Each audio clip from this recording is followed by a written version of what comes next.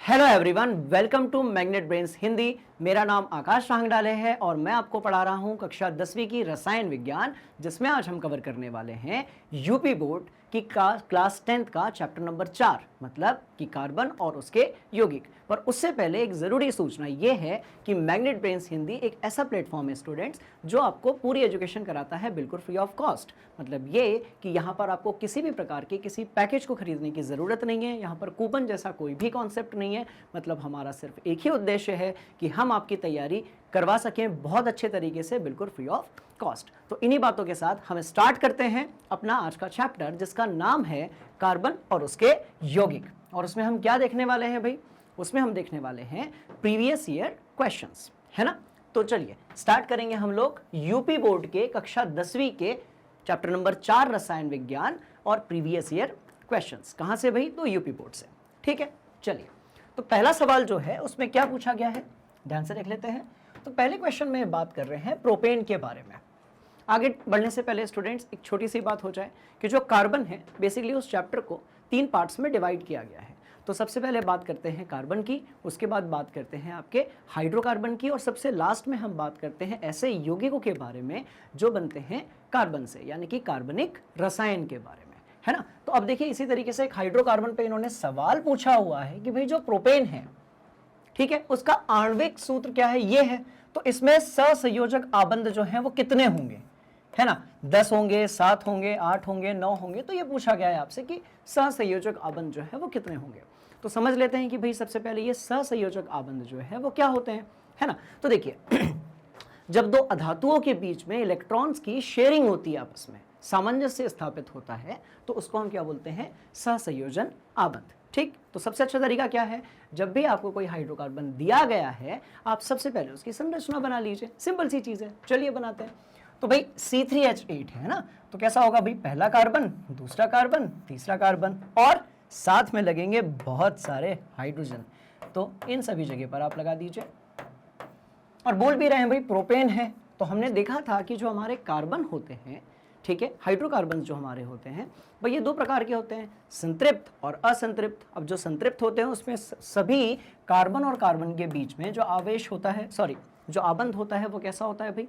तो वो सिंगल आबंध होता है ना। इसका मतलब ये हुआ कि ये हमारा संतृप्त कार्बन होगा, ठीक है, हाइड्रोकार्बन होगा। चलो, hydrogen, hydrogen, hydrogen, hydrogen, hydrogen, hydrogen और हाइड्रोजन और हाइड्रोजन। तो भाई ठीक है, चलो ये लगा दिया हमने 8 हाइड्रोजन। ठीक, बात समझ में आ रही है? चलिए अब काउंट कर लेते हैं क्या कितने सहसंयोजन आबंध हैं, वो काउंट कर लेते हैं। चलिए, तो भाई पहला, दूसरा, तीसरा, चौथा, पांचवा, छठवां, सातवां, आठवां, 9वां और 10वां। तो कितने हो गए भाई? 10 हो गए। तो आंसर क्या होना चाहिए भाई? आंसर होना चाहिए आपका, ठीक है, क्या आंसर होना चाहिए आपका? तो आंसर होना चाहिए क। आंसर क्या होना चाहिए? क। मतलब ये कि प्रोपेन के अंदर जो सहसंयोजन आबंध हैं उनकी संख्या कितनी होगी भाई? तो 10 होगी। एक बार क्रॉस चेक कर लेते हैं स्टूडेंट्स इसको। बहुत बढ़िया, बिल्कुल सही है ना। चलो, बस एक चीज ध्यान रखें कि पिछली कक्षाओं में, पिछली परीक्षाओं में जितने भी सवाल बोर्ड्स में पूछे गए हैं यूपी बोर्ड में हिंदी माध्यम में, वो सारे सवाल आज मैं करवाने वाला हूं। तो आज हम क्या करने वाले हैं? एक तीर से 2 निशाने लगाने वाले हैं भाई। प्रीवियस ईयर के क्वेश्चंस तो हम करेंगे ही करेंगे, पर साथ में हम इस चैप्टर में जो भी कॉन्सेप्ट आते जाएंगे, जैसे अब ये कॉन्सेप्ट आया तो हमने उसके बारे में डिस्कस कर लिया, राइट। तो जो भी कॉन्सेप्ट्स आते जाएंगे हम उसके बारे में भी डिस्कस करेंगे। मतलब ये कि आप में से बहुत सारे ऐसे बच्चे होंगे जिनके पास समय कम होगा और वो थोड़े से देर से जागे होंगे। तो ऐसे स्टूडेंट्स के लिए क्या किया गया कि आप क्वेश्चंस भी हम करेंगे और साथ में हम उस कॉन्सेप्ट का रिवीजन भी करेंगे। तो इस एक ही क्लास में आपके क्वेश्चंस भी कवर हो जाएंगे और कॉन्सेप्ट्स का रिवीजन भी हो जाएगा। बात समझ में आ रही है? चलिए अगले सवाल की तरफ बढ़ते हैं स्टूडेंट्स, है ना। भाई क्या पूछा गया है? प्रोपेन का, अच्छा सॉरी, तो आंसर ही आ गया। ठीक है, क्या पूछा गया है भाई कि प्रोपेन जो है जिसको अभी हमने बनाया था उसका रासायनिक सूत्र क्या है? बात समझ में आ रही है? तो प्रोपोन, देखो अभी देखा था प्रोपेन के लिए हमने, भाई प्रोप है तो कार्बन कितने होंगे? 3 होंगे, और एन है यानी कि प्रोपेन है तो कार्बन कितने हो जाएंगे? 3 गुणा 2 धन 2, तो कितना आ जाएगा भाई? तो ये हो जाएगा आपका C3 और H आपका 8 हो जाएगा। तो ये हमारा फॉर्मूला होना चाहिए। अच्छा, एक और चीज जैसा कि मैंने आपको बताया कि हम साथ साथ में कॉन्सेप्ट्स का भी रिवीजन करेंगे, इसलिए ऊपर वाला जो है वो मीथेन होगा, ये ब्यूटेन होगा और ये ईथेन होगा। सिंगल कार्बन है तो मीथेन होगा, 2 है तो इथेन होगा, 3 है तो प्रोपेन होगा जैसा कि इस क्वेश्चन में पूछा गया है, और 4 यदि हैं तो फिर ब्यूटेन होगा। कहानी समझ में आ रही है? तो इस तरीके से आप बता सकते हैं कि भाई जो प्रोपेन है वो क्या है, आपका ख है, यानी कि आपका C3H8 है। चलिए, तो धीरे धीरे हम अपनी जो गाड़ी है, एग्जामिनेशन एक्सप्रेस है, मैग्नेट ब्रेन्स हिंदी की एग्जामिनेशन एक्सप्रेस जो है, उसको हम स्पीड अप करते हैं और देखते हैं बहुत सारे सवालों को जिसमें बहुत सारे कॉन्सेप्ट छुपे हुए हैं। बात समझ में आ रही है? चलिए, पूछा गया है कौन सा कार्बनिक यौगिक असंतृप्त है।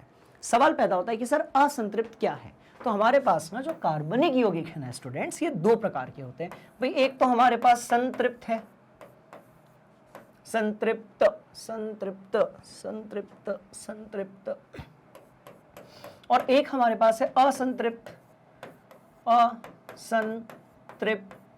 अब सही लिखा गया। चलो, तो संतृप्त क्या होंगे? तो यदि कार्बन और कार्बन के बीच में एक आबंध होगा तो ये आपके संतृप्त हैं। असंतृप्त क्या है भाई? तो कार्बन कार्बन के बीच में या तो 2 आबंध होंगे या फिर कितने होंगे भाई? 3 होंगे, है ना। यदि सिंगल है तो इसको आप क्या बोलेंगे? तो ये कहलाएगा आपका, देखो ये कहलाएगा आपका एल्केन। क्या कहलाएगा भाई? ये कहलाएगा आपका एल्केन। ऊपर वाला जो है ये क्या कहलाएगा? एल्कीन, है ना, ये कहलाएगा आपका एल्कीन। और ये क्या कहलाएगा? Alkyne, alkyne. कहानी समझ में आ रही है? एल्काइन, ये लगाने की जरूरत है, एल्काइन नहीं, जरूरत नहीं है, एल्काइन इस काफी। बात समझ में आ गई? तो ध्यान से देखिएगा, ये वाला है ना, तो ये हो गया आपका एल्केन, ये हो गया आपका एल्कीन, और ये वाला हो गया आपका एल्काइन। इस तरीके से आपने तीनों प्रकार के जो हाइड्रोकार्बन है उसके बारे में बात कर ली है। अब पूछा गया अभी असंतृप्त कौन सा है, तो एक काम करते हैं, इन सबके फॉर्मूले भी लिख लेते हैं, एक तीर से कई निशाने करते हैं और पूरी प्रैक्टिस करते हैं कॉन्सेप्ट्स की। ठीक है, तो फॉर्मूला क्या होगा भाई एल्केन का? तो ये हो जाएगा CnH2n+2। उसी तरीके से यहाँ पर हो जाएगा CnH2n, और स्टूडेंट्स यहाँ पर क्या होगा? CnH2n-2।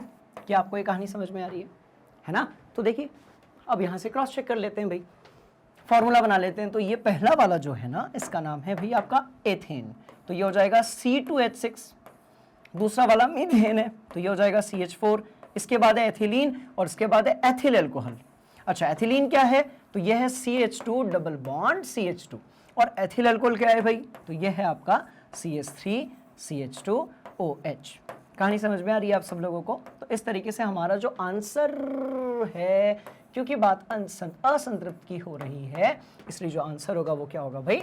एथिलीन होना चाहिए, और यही हमारा सही जवाब। कहानी समझ में आ गई? चलिए, तो इस तरीके से जो है आप बता सकते हैं कि कौन से हाइड्रोकार्बन संतृप्त होते हैं और कौन से जो हैं वो असंतृप्त होते हैं। कहानी समझ में आ गई? पक्का पक्का। चलिए अगले सवाल की तरफ चलेंगे। जैसे जैसे आगे बढ़ेंगे कॉन्सेप्ट के साथ साथ हमारी जो वेलोसिटी है ना वो भी बढ़ने वाली है। ठीक है, चलो पूछा गया है सजातीय युग्म कौन सा है भाई? तो देख लेते हैं ये सजातीय युग्म जो है ये इसके पीछे की कहानी क्या है ना। तो जैसा कि हम जानते हैं कि जो हमारे हाइड्रोकार्बन्स होते हैं, ठीक है, उसमें क्या होता है भाई? तो 2 प्रकार के होते हैं, संतृप्त यानी कि सैचुरेटेड, असंतृप्त यानी कि अनसैचुरेटेड। तो जो संतृप्त होते हैं ना स्टूडेंट्स, जिसमें आप देखते हैं मीथेन, इथेन, प्रोपेन, तो इसमें क्या होता है, उसकी जो इकाई होती है, जैसे अब आप मीथेन से गए कहाँ पर भाई? इथेन पर गए। इथेन से आप कहाँ पर गए? आप गए प्रोपेन पे गए, है ना। तो जब आप इस तरीके से आगे बढ़ते जाते हैं तो आपने देखा होगा कि इसमें जो एक इकाई बढ़ रही है वो कौन सी बढ़ रही है भाई? तो ये CH2, यहाँ पर भी आपका CH2 बढ़ रहा है। तो कहने का मतलब ये कि यदि आप मीथेन से इथेन में पहुंचे, इथेन से प्रोपेन में पहुंचे, फिर आप प्रोपेन से किस में पहुंचे? तो आप ब्यूटेन में पहुंचे, तो इसमें फिर इकाई कितनी बढ़ गई? तो CH2 बढ़ गई। तो कहने का मतलब ये है कि जब इतनी इकाई बढ़ते जाती है तो इस प्रकार के जो हाइड्रोकार्बन है उसको हम बोलते हैं सजातीय युग्म।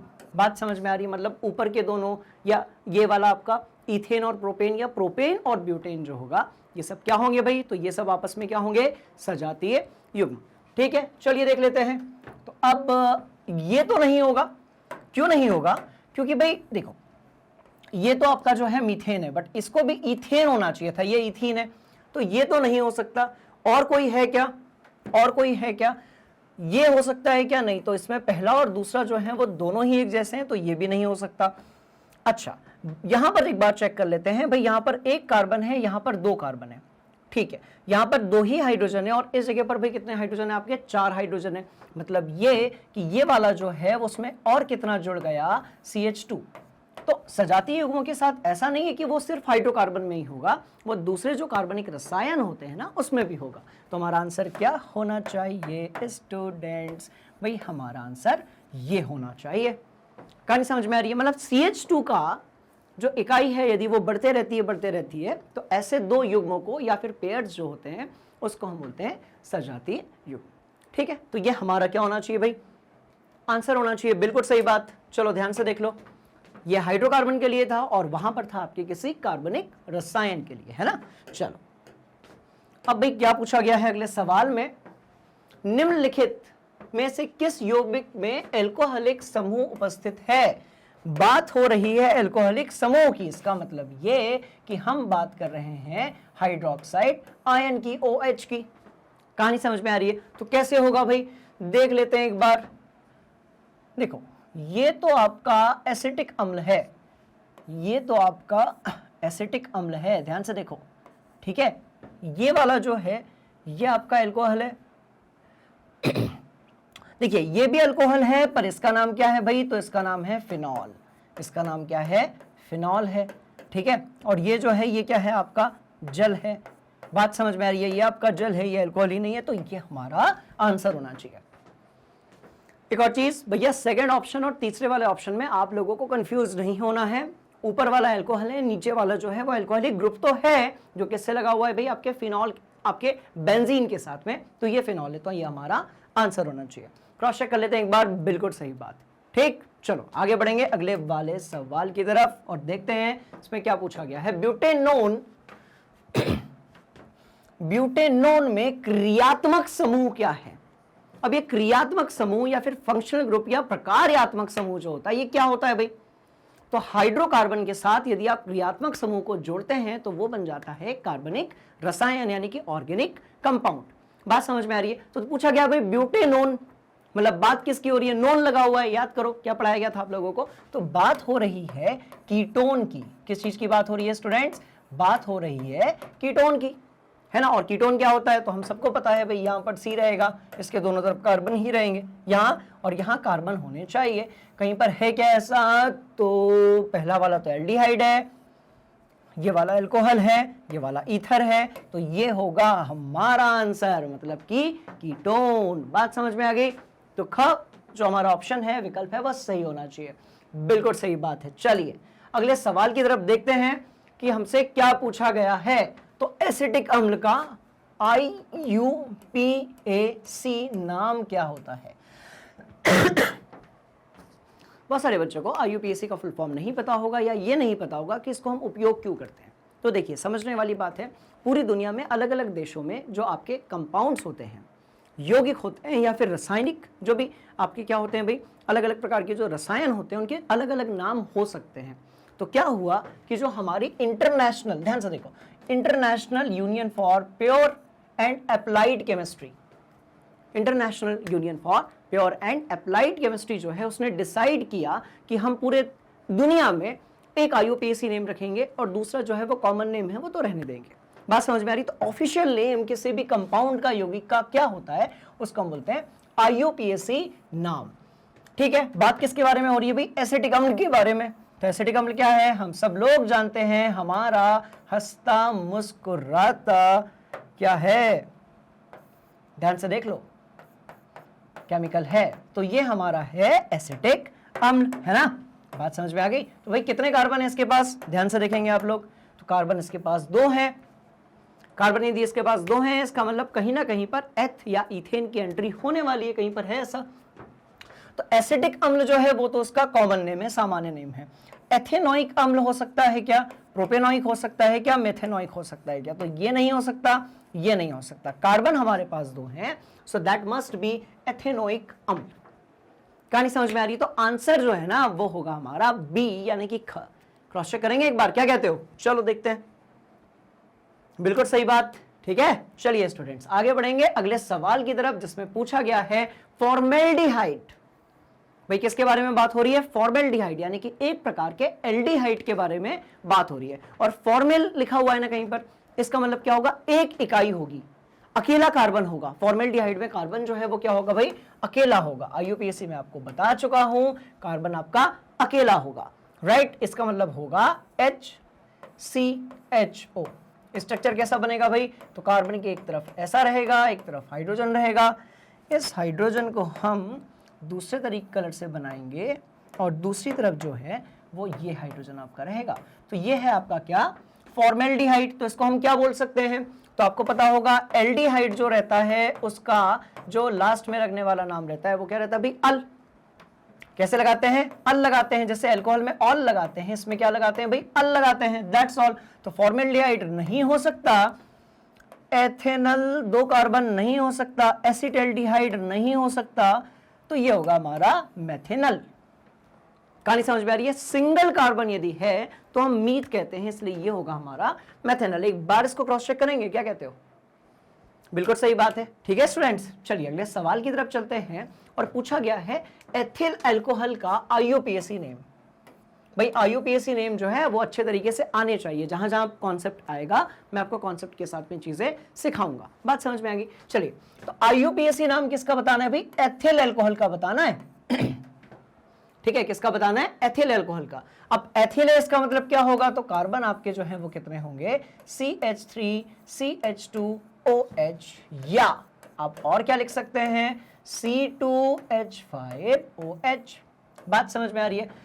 चलिए, तो ये हमारा एथेनॉल होना चाहिए।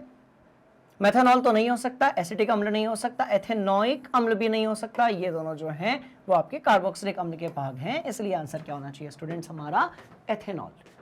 आंसर क्या होना चाहिए भाई, एथेनॉल। तो एक बार क्रॉस चेक कर लेते हैं। चलो देखो, बहुत बढ़िया जा रहे हैं। ठीक है, तो इस तरीके से क्वेश्चंस करते रहेंगे, कॉन्सेप्ट बिल्ड करते रहेंगे और मजा जो है एग्जाम में फिर आने वाला है हम लोगों को, है ना। अब पूछ रहे हैं एसिटल्डिहाइड क्या होगा।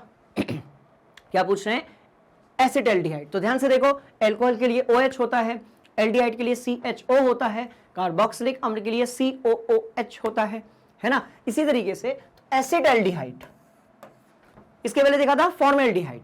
ठीक है, अब देख रहे हैं एसिटल्डिहाइड। तो इसका फॉर्मूला क्या होगा भाई, तो CH3CHO। अब बात कर रहे हैं कितने कार्बन की, तो भाई पहला कार्बन दूसरा कार्बन, 2 कार्बन हो गए। अब 2 कार्बन यदि हो गए, अच्छा एल्डिहाइड है तो एल्डिहाइड के लिए जो हम लगाते हैं अनुलग्न, वो क्या होता है, अल ही तो होता है,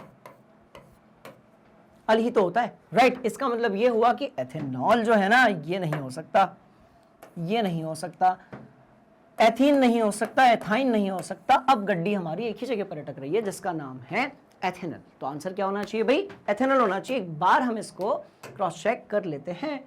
बिल्कुल सही बात, बहुत बढ़िया स्टूडेंट्स। अभी तो बहुत सिंपल सिंपल से क्वेश्चंस है, बस मेरे साथ बने रहिए, मैं सारे क्वेश्चंस की तैयारी करवाने वाला हूं, है ना। ध्यान से देखो भाई, एसीटोन की बात हो रही है, किसकी बात हो रही है, एसीटोन की बात हो रही है, मतलब कीटोनिक ग्रुप की बात हो रही है। तो आपको क्या पता होना चाहिए, तो भाई ये CH3 हो गया, ये CO हो गया और ये CH3 हो गया। अच्छा, कुछ ऐसे स्टूडेंट्स होंगे जिनको लग रहा होगा सर आप ना सीधे यहां से नाम पढ़ के इस जगह पर सीधे उसका फॉर्मूला बना दे रहे हैं, हम कैसे जाने, हमें कैसे क्लिक करेगा कि इस तरीके से उसका फॉर्मूला होता है।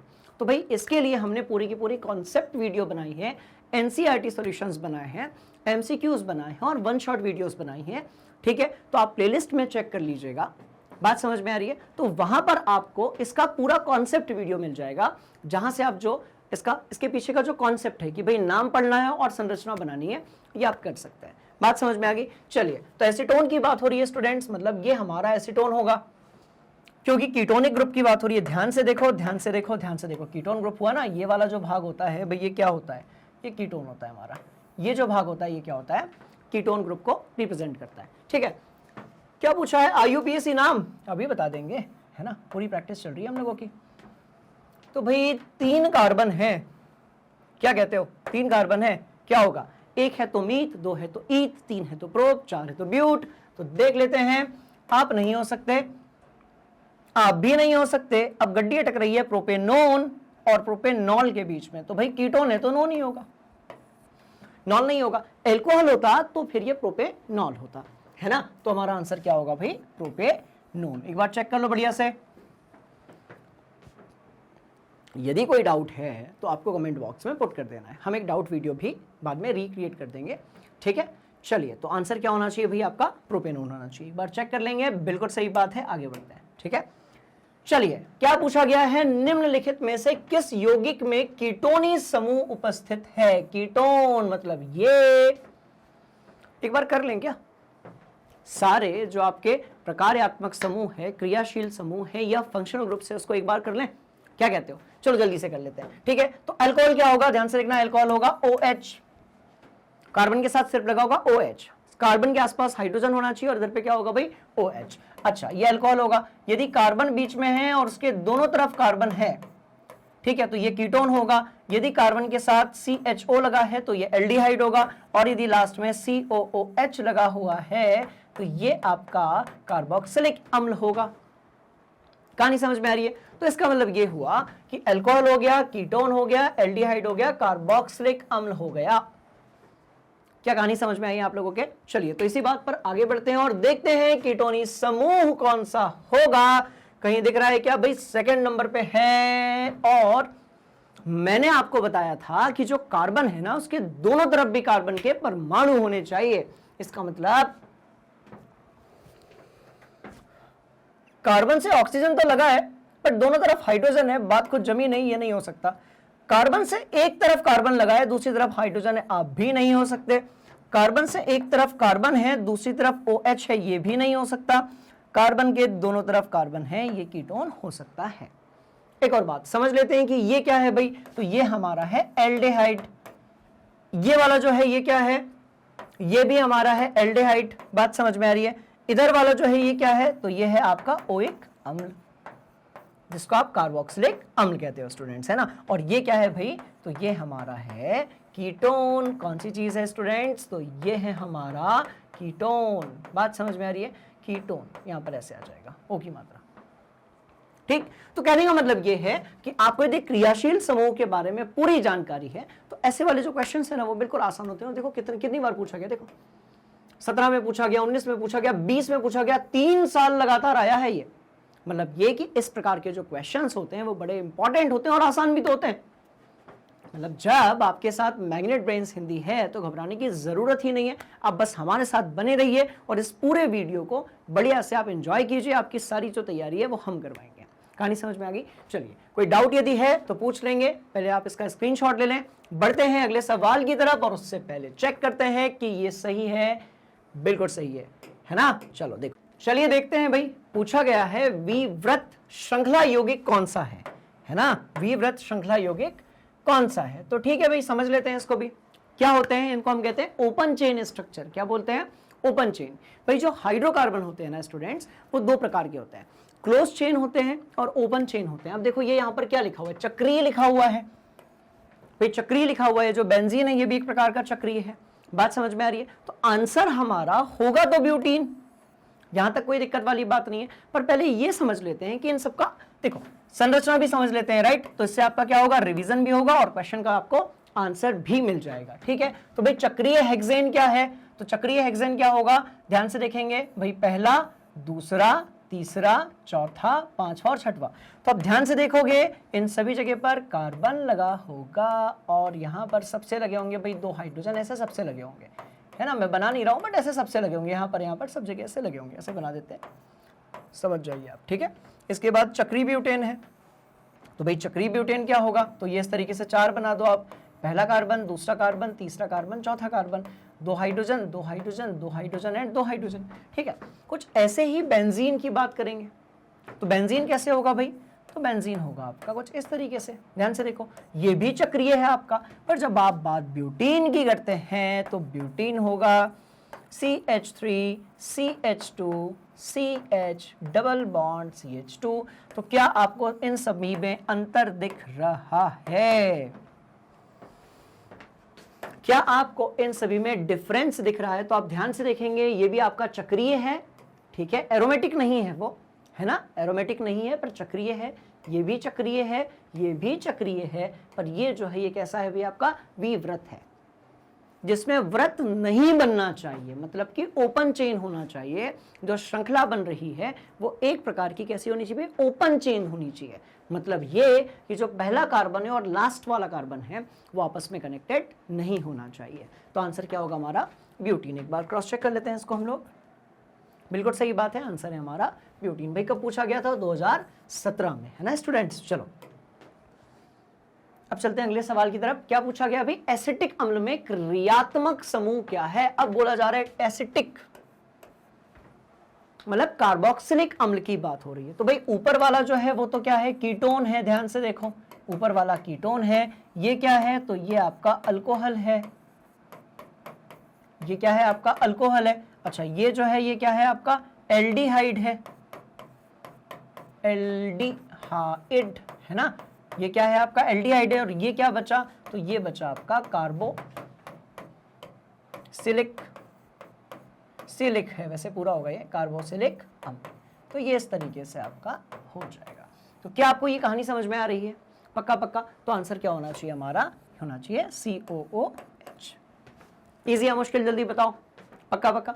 चलो तो क्रॉस चेक कर लेते हैं एक बार। बिल्कुल सही बात। आगे बढ़ेंगे और अपनी गाड़ी को थोड़ा सा और तेज करेंगे। प्रोपेन नल में क्रियात्मक समूह क्या है? नल है, इसका मतलब क्या होगा? अल होगा। आगे अल होगा। अल होता है किसमें भाई? एल्डिहाइड में होता है। एल्डिहाइड क्या होगा? तो ये नहीं होगा, ये भी नहीं होगा, ये भी नहीं होगा, ये भी नहीं होगा। तो क्या होगा भाई? ये तो आपका ईथर है। चलो ये तो आपका ईथर है, ये आपका अल्कोहल है। ठीक है, ये आपका अल्कोहल है। अल्कोहल अल्कोहल दोनों हो सकते हैं। अल्कोहल हो गया। ठीक है, तो ये तो आपका अल्कोहल हो गया। अब इधर वाला जो है ये आपका कीटोन है। तो बचा फिर क्या? तो बची प्रिंटिंग मिस्टेक। इसका मतलब ये क्या होगा भाई? तो ये होगा CHO। तो यही हमारा क्या होगा? प्रोपेनल में क्रियात्मक समूह होगा और यही हमारा आंसर होना चाहिए। बिल्कुल सही बात है। तो ये था हमारा क्या भाई? प्रोपेनल यानी कि एल्डिहाइड। चलो अगले सवाल की तरफ चलेंगे और देखते हैं इसमें क्या पूछा गया है भाई। COCH3 का IUPAC नाम बताना है आप लोगों को। कौन सी चीज बतानी है भाई? IUPAC नेम बताना है, मतलब कि उसका जो है ऑफिशियल नेम बताना है आप लोगों को। किसका? That CH3COCH3। तो सबसे पहले हम इसका बनाएंगे एक सिंप्लीफाइड स्ट्रक्चर, यानी कि CH3CO, फिर यहां पर आएगा CH3। बात समझ में आ रही है? तो CH3CO और यहां पर आ जाएगा आपका CH3। तो क्या होगा भाई? Propane, butanone, propanone, propanal. तो प्रोपेनल नहीं हो सकता, ये आपका होता है एल्डिहाइड के लिए। प्रोपेन नहीं हो सकता, ये सामान्य हाइड्रोकार्बन है। अब गाड़ी फंस रही है। नोन तो दो जगह दिख रहा है, पर यहां पर ब्यूट है, यहां पर प्रोप है। कार्बन हमारे पास 3 है, इसलिए आंसर होगा प्रोपेनोन। ब्यूटेनोन नहीं होगा। सीधी बात यह है कि आप प्रैक्टिस कितनी करते हैं, इससे रिजल्ट का सीधा सीधा जो कनेक्शन है। मतलब जितने हम सवाल लगाते जाएंगे स्टूडेंट्स, वैसा वैसा हमारा रिजल्ट बनता जाएगा। तो आंसर हमारा होना चाहिए प्रोपेनोन। बात समझ में आ गई? तो आंसर है हमारा प्रोपेनोन। चलो अब भाई अगले सवाल में पूछा क्या गया है? एक अल्कोहल और अम्ल के साथ होने वाली अभिक्रिया क्या कहलाती है? बहुत बढ़िया सवाल है ये। तो ध्यान से देखिए, कॉन्सेप्ट वीडियोस में मैंने पढ़ाया हुआ है, रिवीजन वीडियो में भी मैंने पढ़ाया हुआ है कि आप जब एक अल्कोहल लेते हैं, जैसे आपने लिया CH3 CH2OH, और इसके आप रिएक्शन किससे करा रहे हैं भाई? तो आप करा रहे हैं H2SO4 के साथ में। जब आप इसकी रिएक्शन कराएंगे H2SO4 के साथ में, यानी कि अम्ल और किसकी करा रहे हैं? अल्कोहल की करा रहे हैं। तो आपको मिलता है क्या? आपको मिलता है एस्टर। क्या मिलेगा आपको? एस्टर। कैसा मिलेगा? तो वो भी देख लेते हैं हम लोग, है ना। तो CH3 CH2 C double bond O, यहां पर रहेगा आपका O, और फिर ये यहां पर रहेगा आपका CH2, और फिर ये यहां पर आ जाएगा CH3। तो भाई क्या मिला आपको? एस्टर मिला। एस्टर का फॉर्मूला क्या है? तो ध्यान से देखिएगा, R, जो कि आपका भाई क्या है? हाइड्रोकार्बन समूह है। इसके बाद COOR। यदि यहां पर R या R डैश लगा हुआ है तो ये आपका एस्टर है। यदि यहां पर हाइड्रोजन लगा हुआ है तो ये आपका कार्बोक्सिलिक अम्ल है। बात समझ में आ गई? तो इस प्रक्रिया को हम लोग क्या बोलेंगे भाई? ये हो गई आपकी एस्टरीकरण। देखिए, जल अपघटन नहीं हो सकता। बाकी के जो ऑप्शंस हैं उससे भी अपनी केमिस्ट्री स्ट्रॉन्ग करेंगे, क्योंकि कहीं ना कहीं पक्का ये कॉन्सेप्ट टकराएगा स्टूडेंट्स हमसे। तो जल अपघटन नहीं हो सकता, क्योंकि जल अपघटन में जब भी आप किसी रसायन को जल में डालते हो और उसमें आप विद्युत देते हो, अच्छा विद्युत देंगे तो विद्युत अपघटन होगा, नहीं देंगे और अपने आप यदि वो आयनीकृत हो जाता है तो उसको हम अपघटन कहते हैं। साबुनीकरण नहीं हो सकता। साबुन नहीं बना रहे, ठीक है। उसके बाद हाइड्रोजनीकरण नहीं हो सकता। हाइड्रोजनीकरण क्या है भाई? हाइड्रोजन का जोड़ना। तो आंसर क्या होना चाहिए? एस्टरीकरण। बिल्कुल सही बात है ना। चलो नोट कर लो, स्क्रीनशॉट ले लो, आगे बढ़ते हैं। अब पूछा गया निम्न में से एल्डिहाइड कौन सा है? एल्डिहाइड कौन सा है? तो भाई आप तो अल्कोहल हैं, आप नहीं होंगे, आप भी अल्कोहल हैं, आप नहीं होंगे, आप हाइड्रोकार्बन है। तो सवाल पैदा होता है मेथेनॉल, जिसमें अल लगा हुआ है लास्ट में, वो क्या होगा आपका? तो वो होगा भाई एल्डिहाइड। बात समझ में आ गई? तो एल्डिहाइड हमारा आंसर होना चाहिए, यानी कि मेथेनॉल होना चाहिए। चलो अगले सवाल की तरफ चलते हैं। पूछा गया है निम्न में से असंतृप्त यौगिक कौन सा है? असंतृप्त यौगिक जो है वो कौन सा है भाई?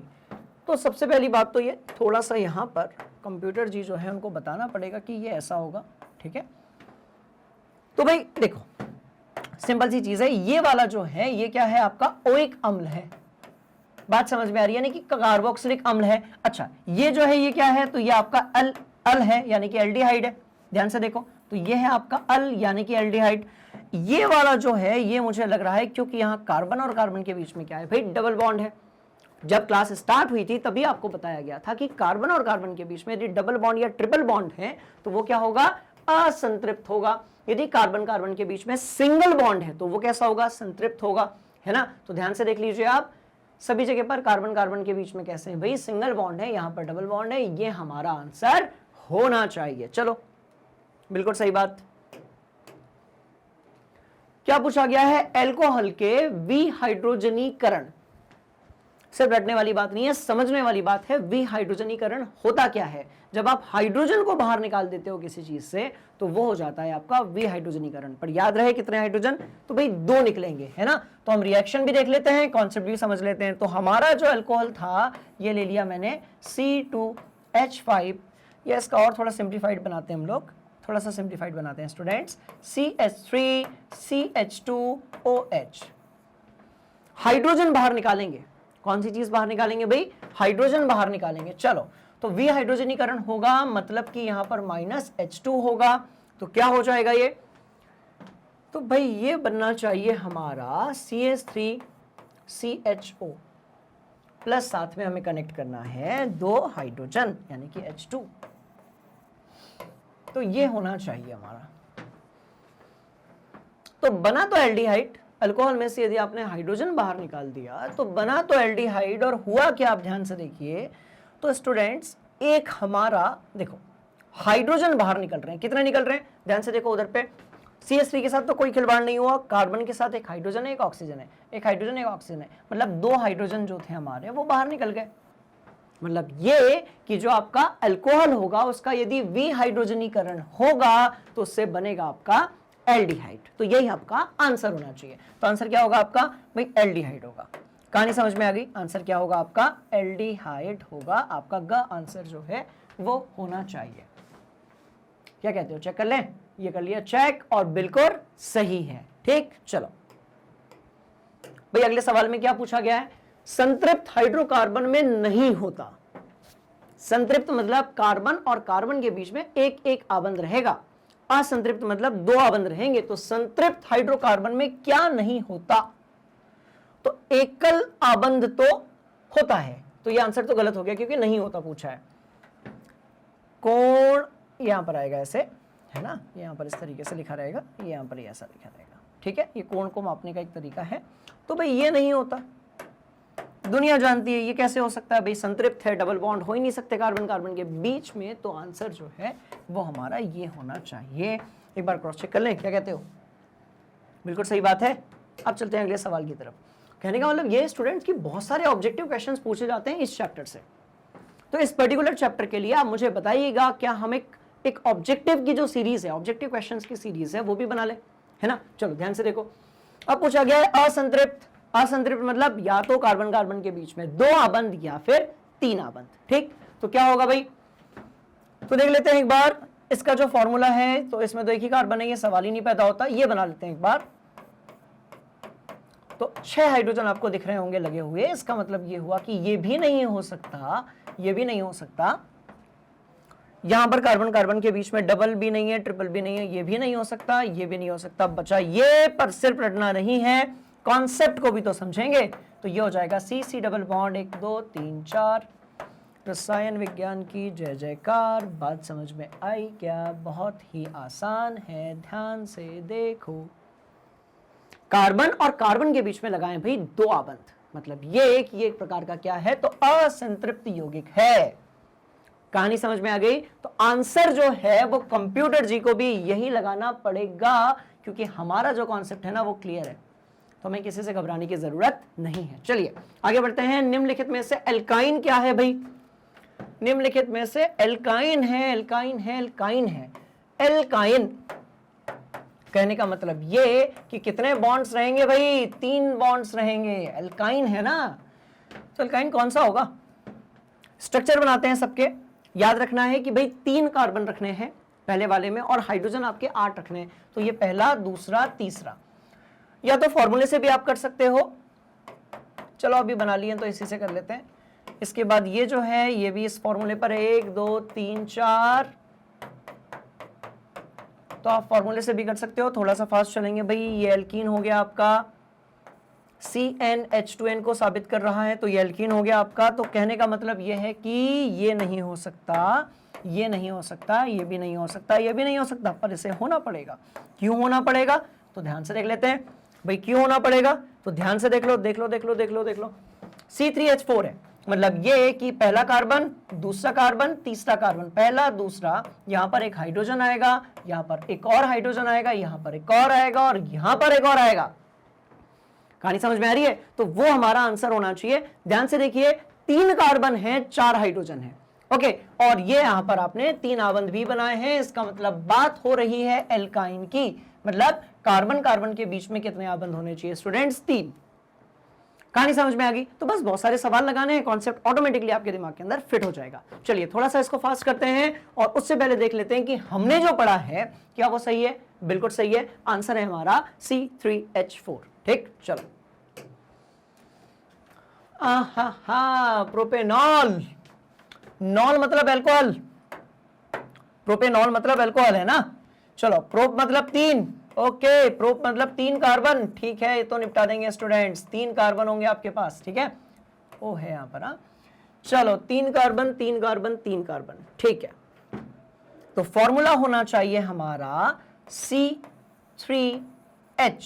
देखो, C3H7OH कैसे होना चाहिए भाई? तो ध्यान से देखेंगे, CH3, CH2, CH2 and OH, क्योंकि बात जब किसकी हो रही है? आपके प्रोपेनॉल की। प्रोप मतलब कार्बन के परमाणुओं की संख्या 3 होनी चाहिए और नॉल है, इसलिए आपका जो क्रियात्मक समूह है वो आपका OH होना चाहिए। कहानी समझ में आई? तो ये हमारा आंसर होना चाहिए। आप ध्यान से देखिए, पहला, दूसरा, तीसरा, ये रहा 3 लगे हुए हैं। देखो, पहला, दूसरा, तीसरा, ये 3 लगे हुए हैं। अच्छा, हाइड्रोजन कितने हो गए? 3 और 2 5 और 2 7, तो यहां पर आपके 7 हो गए, मतलब यही हमारा आंसर है। इसको कोई भी बदल नहीं सकता, ये एक यूनिवर्सल ट्रुथ है। कहानी समझ में आई? तो ये आंसर होना ही चाहिए, क्योंकि कॉन्सेप्ट हमने सीख लिया है मैग्नेट ब्रेन्स हिंदी पर। तो एथिलीन क्षारीय KMnO4 से अभिक्रिया करने के बाद, ठीक है, क्या उत्पन्न करता है भाई? ये समझ लेते हैं। तो एथिलीन है और क्षारीय KMnO4 है, तो क्या सिखाया था मैंने आप लोगों को? ग्लाइकॉल जो है वो बनेगा। कहानी समझ में आ रही है स्टूडेंट्स? मतलब ये कि एथिलीन और KMnO4 जो है वो क्या बनाएगा? आपका ग्लाइकॉल बनाएगा। तो एक बार क्रॉस चेक कर लेते हैं इसको, है ना। कोई परेशानी वाली बात बिल्कुल नहीं है और आंसर हमारे सामने है। चलिए अगले सवाल की तरफ चलेंगे और देखेंगे कि अभी रसायन विज्ञान के पिटारे में कौन सी चीज है। ये बोल रहे हैं एल्यूमिनियम कार्बाइड, ठीक है ना। चलो, एल्यूमिनियम कार्बाइड की बात हो रही है, तो ठीक है, देख लेते हैं।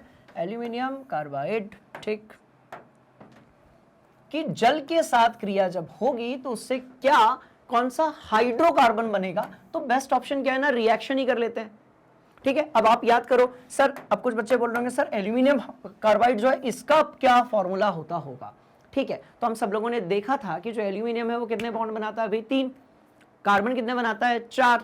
दोनों की संयोजकता ऐसी तो होती है, एल्यूमिनियम की 3 और कार्बन की 4। तो ध्यान से देखिएगा, एल्यूमिनियम कार्बाइड बनाएंगे सबसे पहले। ये रहा एल्यूमिनियम, ये रहा कार्बन, बंद कितने बनाएगा? 3। कार्बन कितने बनाएगा? 4। मतलब यहाँ पर ऐसा, यहाँ पर ऐसा, और दोनों को यदि आपने मिला दिया तो आपको मिलेगा Al। ठीक है, 4 और C3। कहानी समझ में आ रही है आप लोगों के? ध्यान से देखिए स्टूडेंट्स, Al4 एंड C3, तो ये है आपका एल्यूमिनियम कार्बाइड। अब इसकी रिएक्शन किससे कराएंगे भाई? तो हम जल से इसकी रिएक्शन कराएंगे, तो करवा लेते हैं, देख लेते हैं क्या होगी। तो ध्यान से देख लो भाई, Al4 C3 और इसकी हम रिएक्शन कराएंगे किससे? H2O से।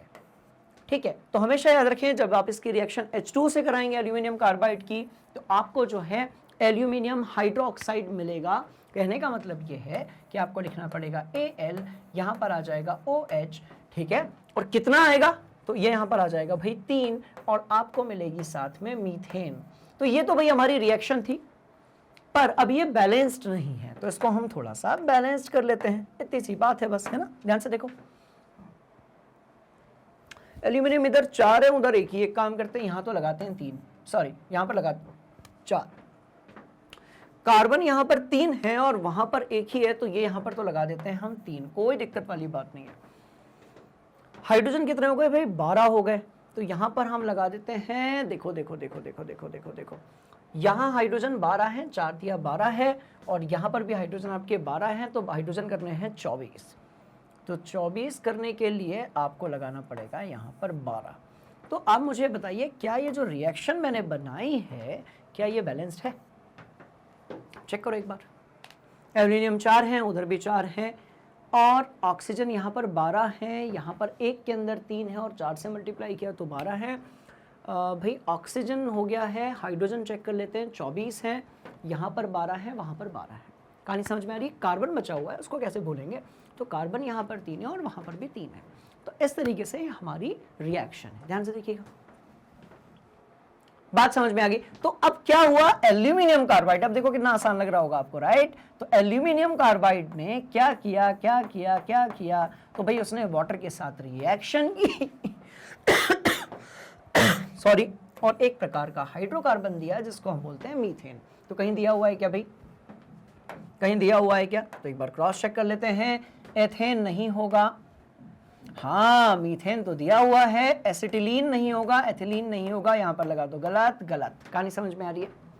तो ये आपकी केमिस्ट्री है। कहने का मतलब ये कि यदि आपका कॉन्सेप्ट क्लियर है तो चीजों को समझ पाना आपके लिए बड़ा ही आसान हो जाएगा स्टूडेंट्स। बात समझ में आ रही है? तो आंसर क्या होना चाहिए भाई? आंसर होना चाहिए आपका मीथेन, और क्या बात है, बिल्कुल सही है। ठीक है, इसको जल्दी से स्क्रीनशॉट लेंगे, और अब जो है हम और स्पीड बढ़ा रहे हैं अपने जो क्वेश्चन हैं उनको सॉल्व करने की, क्योंकि हमें बहुत सारी तैयारी करनी है ना? इसके बाद फिर जब ये प्रीवियस ईयर क्वेश्चंस हो जाएंगे, फिर इंपॉर्टेंट क्वेश्चंस भी तो करने हैं स्टूडेंट्स। मतलब ये कि तो ये पिछली परीक्षाओं में पूछे गए, अब इस बार क्या आ सकते हैं वो वाले सवाल भी तो हम लगाएंगे ना। बात समझ में आ रही है? तो चलिए, तो ये हो गया भाई आपका सवाल, आंसर बिल्कुल सही है। ठीक है, स्क्रीनशॉट ले लिया सब लोगों ने, बात समझ में आ गई? चलिए आगे बढ़ते हैं अगले सवाल की तरफ। अब पूछा गया है समजातीय श्रेणी क्या है। क्या पूछा गया है आप लोगों से?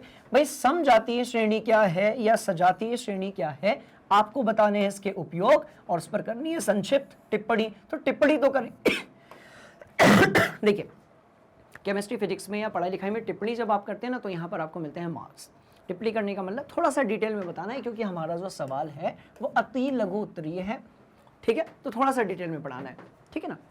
वैसे लघुत्तरीय होना चाहिए था, बट कोई बात नहीं। चलिए, तो समजातीय श्रेणी क्या है उदाहरण के साथ बताना है। सजातीय श्रेणी और समजातीय श्रेणी जो होता है ना, वो एक ही चीज होती है स्टूडेंट्स। अब ध्यान से देखेंगे भाई, हमने हाइड्रोकार्बन के बारे में पढ़ा था। हाइड्रोकार्बन में भी हमने 2 प्रकार पढ़े थे, एक तो संतृप्त पढ़ा था यानी कि आपके एल्केन, और एक पढ़ा था असंतृप्त यानी कि अनसैचुरेटेड यानी कि आपकी एल्कीन और एल्काइन। तो क्या होता है कि ये आपस में, ये बढ़ते हुए क्रम में जब हम सजातीय श्रेणी को लिखते हैं तो कैसे लिखते हैं भाई? यदि हम एल्केन की बात करेंगे, किसकी बात करेंगे? एल्केन की बात करेंगे, तो हम कैसे लिखते हैं? तो क्या है फॉर्मूला? CnH2n+2। भाई ये हमारा सामान्य सूत्र है किस चीज का? एल्केन का। अब यदि आप मीथेन लिख रहे हो, अच्छा एक और चीज, एक ही सवालों को अलग अलग तरीके से इन्होंने पूछा हुआ है, पहले पूरा देख लेते हैं। सजातीय श्रेणी पर संक्षिप्त टिप्पणी करनी है, ठीक है? अब आपने मीथेन लिखा CH4, अब आपने लिखा C2H6, अब आपने लिखा C3H8। तो आप ध्यान से देखेंगे कि एक एक जो है कार्बन की क्या हो रही है, मात्रा बढ़ती जा रही है। तो कार्बन जो है वो 1 इकाई बढ़ रहा है, और हाइड्रोजन जो है वो कितना बढ़ रहा है भाई? तो 4 से 6, 6 से 8, है ना। इसका मतलब ये हो रहा है कि सॉरी, इसका मतलब क्या हो रहा है भाई कि ये बढ़ रहा है किस तरीके से, तो ध्यान से देखिए, ये बढ़ रहा है आपका CH2 हर श्रेणी में हर बार जो है वो कितना बढ़ रहा है, तो CH2 बढ़ रहा है। कहानी समझ में आ रही है, मतलब CH4 से पहुंचा C2H6 में, C2H6 से पहुंचा C3H8 में, मतलब हर बार एक इकाई बढ़ रही है कार्बन की और 2 इकाई बढ़ रही है हाइड्रोजन की। तो यदि ऐसा होता है तो इसको हम क्या बोलते हैं, समजातीय श्रेणी या समजात श्रेणी भी कहा जाता है। अब इनका सवाल, इसका उत्तर देख लेते हैं। जब समान प्रकार्यात्मक समूह, प्रकार्यात्मक समूह का मतलब है क्रियाशील समूह की बात हो रही है, जब समान प्रकार्यात्मक समूह वाले यौगिकों को उनके अणुभार के बढ़ते हुए अथवा घटते हुए अणुभार, देखो अणुभार यहां पर पहले कम था, फिर ज्यादा हुआ, फिर और ज्यादा हुआ, ये बढ़ता रहेगा। Methane, ethane, propane, butane, pentane, hexane, heptane, octet, नोनेन, decane, और उसके बाद की भी कहानी जो है वो बढ़ती रहेगी। बढ़ते क्रम में अपने अणुभार को भाई जमाया हुआ है, तो एक श्रेणी बनती है। इस श्रेणी को हम बोलते हैं समजातीय या फिर सजातीय श्रेणी कहा जाता है। कौन सी श्रेणी कहते हैं भाई, समजातीय या फिर सजातीय श्रेणी कहा जाता है। उदाहरण स्वरूप एल्केन परिवार एक समजातीय श्रेणी है, जिसका सामान्य सूत्र क्या होता है भाई, तो वो लिखो CnH2n+2 तो लिखा है ना वहां पर, ये हो गया आपका। और अनुलग्न क्या होता है, एन होता है। अनुलग्न क्या होता है भाई, एन होता है। जो बाद में लगता है वो क्या है आपका, जो बाद में लगेगा वो क्या होगा आपका, अनुलग्न होगा। तो अनुलग्न कितना हो गया भाई आपका, एन होता है। बात समझ में आ रही है, जैसे मेथेन हो गया, एथेन हो गया। तो इस वाली चीज को बढ़िया से पहले अपनी कॉपी में आप नोट कर लीजिए। उम्मीद है आप लोगों को बढ़िया से ये सब समझ में आ रहा होगा। देखो ले लिया स्क्रीनशॉट सबने, बहुत बढ़िया। आगे बढ़ेंगे और देखेंगे कि इसमें और कुछ दिया हुआ है, बिल्कुल दिया हुआ है। तो उपयोग, तो क्या उपयोग है भाई, ध्यान से देखेंगे तो समजातीय श्रेणी के सभी सदस्यों के अणुसूत्र में हाँ CH2 तथा आणविक द्रव्यमानों में 14।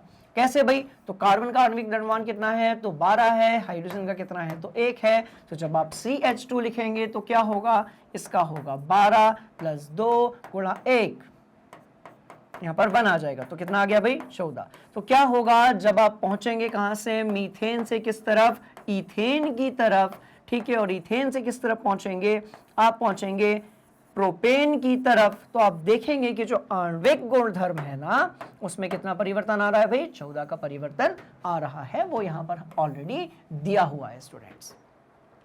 तो क्या होगा, सभी इसके अणुसूत्र में इतना परिवर्तन आएगा, आणविक द्रव्यमान में आपका 14 का अंतर होगा। इसका उपयोग किसी समजातीय श्रेणी के रासायनिक गुणधर्मों के अध्ययन में किया जाता है। चूंकि समजातीय श्रेणी के सदस्यों की रासायनिक गुणधर्म समान होते हैं, क्योंकि इस पर भाई करते हैं, क्रियात्मक समूहों पर निर्भर करते हैं, इसलिए इनके जो भौतिक गुण हैं उसमें अंतर पाया जा सकता है, बट रासायनिक जो गुणधर्म है वो एक समान होंगे। समझने की कोशिश करते हैं। क्या आपने पेट्रोल का नाम सुना है, डीजल का नाम सुना है, केरोसिन का नाम सुना है और LPG गैस का नाम सुना है? तो आपने ये देखा होगा कि इन सबकी जो अवस्था है वो अलग अलग है। जैसे जो LPG गैस है, लिक्विड पेट्रोलियम गैस है, मीथेन है, इथेन है, ब्यूटेन है, ये सब भाई गैसीय अवस्था में पाई जाती है। पर जब आप पेट्रोल की बात करेंगे, डीजल की बात करेंगे, केरोसिन की बात करेंगे, तो ये भी हाइड्रोकार्बन है, पर ये कौन सी अवस्था में पाए जाते हैं भाई, तो द्रव अवस्था में। दोनों का फॉर्मूला जो है वो एक समान है। क्या है वो, तो वो है आपका CnH2n+2। बात समझ में आ रही है। पर क्या होगा कि आपका जो मीथेन, इथेन, आपका प्रोपेन है, ये गैसीय अवस्था में। पर पेट्रोल, डीजल, जैसे पेट्रोल है तो भाई पेट्रोल क्या है, तो C8 है ना, और H कितना आ जाएगा, तो ये आ जाएगा आपका 18। तो ये आपका क्या हो गया भाई, तो ये हो गया आपका पेट्रोल। कहानी समझ में आ रही है। इसका मतलब क्या हुआ स्टूडेंट्स, कि जो पेट्रोल है, देखो ये क्या है, ये भी इस फॉर्मूले को फॉलो कर रहा है, पर ये कैसा है, तो भाई ये द्रव है आपका रूम तापक्रम पर, ये कैसा है, कक्ष तापक्रम पर, ये कैसा है आपका द्रव है। कहानी समझ में आ रही है। तो इसका मतलब क्या हुआ कि भौतिक गुणधर्म जो है वो अलग अलग होंगे, पर रासायनिक गुणधर्म जो है वो एक जैसे होंगे। कैसे होंगे भाई, तो आपकी यदि आप मीथेन की बात करते हो या प्रोपेन की बात करते हो, तो इसमें भी आग लगती है, ये भी ऑक्सीजन के साथ क्रिएशन जो है क्रिया करता है, रिएक्शन करता है, और ये जो है ये भी ऑक्सीजन के साथ रिएक्शन करता है। कहानी समझ में आ रही है? तो इसका मतलब क्या हुआ कि रिएक्शन एक जैसी करते हैं बट अवस्था कैसी है, अलग अलग है। तो रासायनिक गुणधर्म एक समान होता है, भौतिक गुणधर्म थोड़ा सा अलग होता है। चलो इसको नोट कर लो। अब बढ़ रहे हैं अगले सवाल की तरफ। ठीक, कर लिया? पक्का पक्का? चलिए, तो ये था भाई हमारे इस क्वेश्चन का आंसर की जो सजातीय श्रेणी है ना वो क्या होती है, देख लो एक और बार। ठीक, अब पूछा गया है कार्बन की संयोजकता पर टिप्पणी करनी है। बड़ा ही इंपॉर्टेंट क्वेश्चन है। कार्बन की संयोजकता पर क्या करनी है भाई? तो टिप्पणी करनी है, आपको बताना है कितनी होगी। ठीक, अब जो संयोजकता है उसका सीधा सीधा सा लेना देना है आपके इलेक्ट्रॉनिक विन्यास के लिए, और इलेक्ट्रॉनिक विन्यास निकालने के लिए पता होना चाहिए हमें उसका परमाणु क्रमांक। तो जब हम बात करते हैं कार्बन की तो हम लिखते हैं 6 और ये हो जाता है आपका 2 और 4। हो गया 4। अब एक बात बताओ, क्या इसकी अंतिम कक्षा का अष्टक जो है वो पूरा है, ऑक्टेट पूरा है? बिल्कुल नहीं है। तो और कितने आबंध बनाएगा भाई? तो ये बनाएगा, हाँ ये बनाएगा और 4 बॉन्ड्स। और कितने बनाएगा भाई? तो 4 बॉन्ड्स बनाएगा। ध्यान से देखिएगा, और कितने बनाएगा? तो 4 बॉन्ड्स बनाएगा। कहानी समझ में आ रही है? तो कार्बन के अंतिम कक्षा में 4 ही हैं, तो और कितने बनाएगा? तो और 4 बनाएगा। तो ऐसे कितने हो जाएंगे? टोटल 8 हो जाएंगे। तो संयोजकता कितनी होगी? तो भाई संयोजकता होगी इसकी 4। कहानी समझ में आई? संयोजकता कितनी होगी इसकी? तो 4 होगी, है ना। अब देखते हैं बातम ये कोश, ये सारी चीजें हम डिस्कस कर चुके हैं। एक बार हम देख लेते हैं कि यदि परीक्षा में हमें लिखना होगा तो हम कैसे लिखेंगे। तो लिखा हुआ है भाई कार्बन की संयोजकता 4 है। क्यों है बताया गया है। तो ये चतुसंयोजक है, और ये जो चतुसंयोजक है ना, इसी के कारण स्टूडेंट्स की क्या करता है, ये दूसरे जो आपके परमाणु होते हैं, दूसरे जो तत्व होते हैं उनके साथ आपस में कनेक्ट हो जाता है। ठीक है, और कार्बन का इलेक्ट्रॉनिक विन्यास कितना है भाई? 2 और 4 है, अर्थात इसके बाह्यतम कोश में 4 इलेक्ट्रॉन से, बिल्कुल सही है, देख लिया था हमने। और अष्टक पूर्ण करने के लिए कार्बन परमाणु को और 4 इलेक्ट्रॉनों की क्या है भाई? आवश्यकता होती है, जिसे यह साझा द्वारा प्राप्त करता है। समझने की कोशिश करते हैं, ध्यान से देखो। ये रहा कार्बन, ठीक है, ये क्या रहा आपका? कार्बन। ध्यान से देखिए, ये रहा कार्बन, इसका ये पहला इलेक्ट्रॉन, दूसरा इलेक्ट्रॉन, तीसरा इलेक्ट्रॉन, चौथा इलेक्ट्रॉन। हम क्या होता है सिर्फ बाहरी कक्षा के इलेक्ट्रॉनों को बनाते हैं। ठीक है, अच्छा अब लेते हैं हाइड्रोजन के बारे में। चलो ये रहा हाइड्रोजन, पहला, दूसरा, तीसरा और चौथा। हाइड्रोजन के पास भी पहला इलेक्ट्रॉन, दूसरा इलेक्ट्रॉन, तीसरा इलेक्ट्रॉन, मतलब हर हाइड्रोजन के बारे में मैं बात कर रहा हूँ। ठीक है, अब ध्यान से देखिएगा इसी में कर लेते हैं। क्या इनके बीच में कनेक्शन हुआ? क्या इनके बीच में कनेक्शन हुआ? कि इनके बीच में और इनके बीच में भी हुआ। तो आप यदि ध्यान से देखेंगे तो आप पाएंगे कि अब कार्बन के पास कुल इलेक्ट्रॉनों की जो संख्या है भाई वो कितनी है, राइट? तो कितनी होगी? तो देखो 1 2 3 4 5 6 7 8। कहानी समझ में आ रही? तो 8 हो गया। तो क्या इसका अष्टक पूरा हो गया? बिल्कुल पूरा हो गया। तो ये जो आबंध बना ये कैसा बना भाई? तो ये आबंध बना आपका सह संयोजक। कैसा बना ये बना आपका सहसंयोजक। क्या आपको कहानी समझ में आई? तो बोलिए यस सर। स्क्रीनशॉट लिया जाएगा। मतलब कार्बन की जो संयोजकता है ये वो 4 है, और कार्बन की जो 4 संयोजकता है उसी से क्या होता है उसी से ये कार्बन जो है वो बहुत ज्यादा कैसा हो जाता है भाई? ऑलराउंडर एलिमेंट बन जाता है।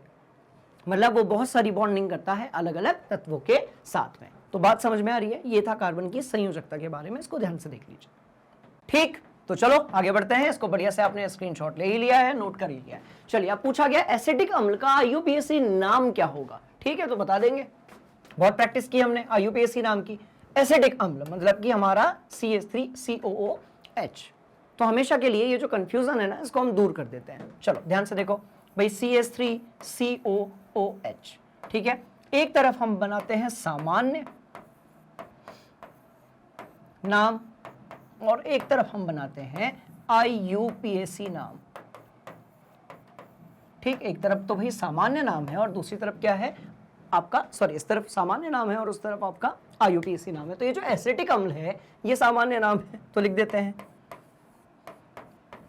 एसिटिक अम्ल। अच्छा, इससे ये पता नहीं चलता सामान्य नाम से कि भाई उसमें कार्बन के परमाणुओं की संख्या कितनी है। ध्यान से देखो, पर आईयूपीएसी नाम यदि रहेगा तो उससे कार्बन के परमाणुओं की संख्या के बारे में पता चलेगा। तो कितनी है भाई? 2 है। अब 2 है तो ये तो कंफर्म है कि मीथ ईथ आएगा तो ये हो जाएगा आपका इथेनॉइक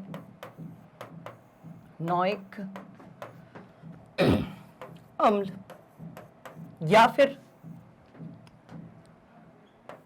एथेनॉइक अम्ल। तो लिखा होगा, ये देखो, कहानी समझ में आ गई। तो आंसर क्या होना चाहिए आपका? एथेनॉइक अम्ल।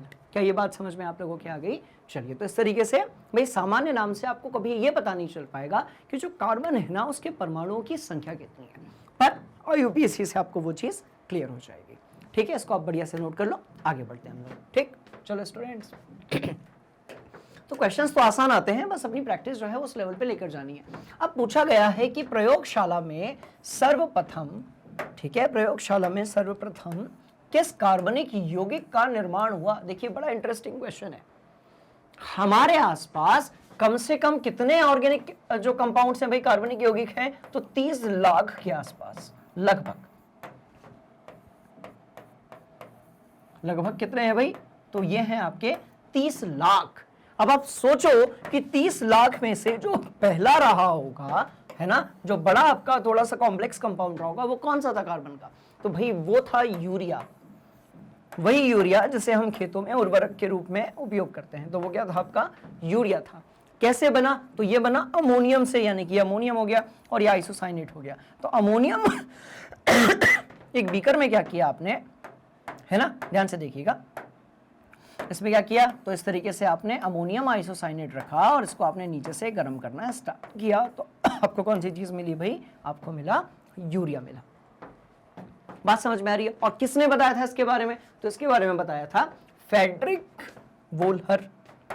ठीक है, तो इसको भी हम ऐसे हाईलाइट कर देते हैं। देखो, तो ये बताया था किन्होंने? ये बनाया था भाई फ्रेडरिक वोल्हर। कहानी समझ में आ रही है? तो ये थे वो साइंटिस्ट का नाम।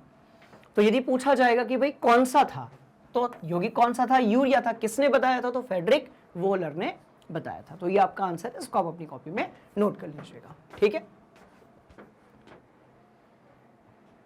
कर लिया? चलिए आगे बढ़ते हैं अगले सवाल की तरफ। ठीक, अगले सवाल में क्या पूछा गया है भाई? आपका जो ब्रोमोपेंटेन है, किसके बारे में बात हो रही है? ब्रोमोपेंटेन का है संरचनात्मक सूत्र। ब्रोमोपेंटेन का क्या बनाना है भाई? संरचनात्मक सूत्र। तो कैसे बनाओगे? ब्रोमोपेंटेन है, पेंटेन है, मतलब क्या होगा? तो 5 होगा। तो कैसे होगा? तो ध्यान से देखिए भाई, CH3 होगा, CH2 होगा, CH2 होगा, CH2 होगा, 1 3 4, लास्ट में कितना आ जाएगा? तो भाई Br आ जाएगा। बात समझ में आई है? सॉरी बच्चों।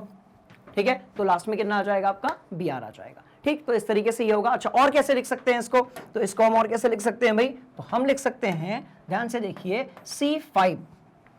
और हाइड्रोजन कितने हैं? तो देखो 2 4 6 8 और 3 11। तो ये हो गया 11 और यहां पर रहेगा आपका Br। तो ये आपका आंसर होना चाहिए। बात समझ में आ रही है? तो वैसे भी बना सकते हो, ऐसे भी बना सकते हो। और संरचना क्या होगी? तो ध्यान से देखो, तो ये हो गया CH3, फिर CH2, CH2, CH2, CH2 और यहां पर कौन सी चीज आ गई? Br आ गया। क्या आपको ये कहानी समझ में आ रही है?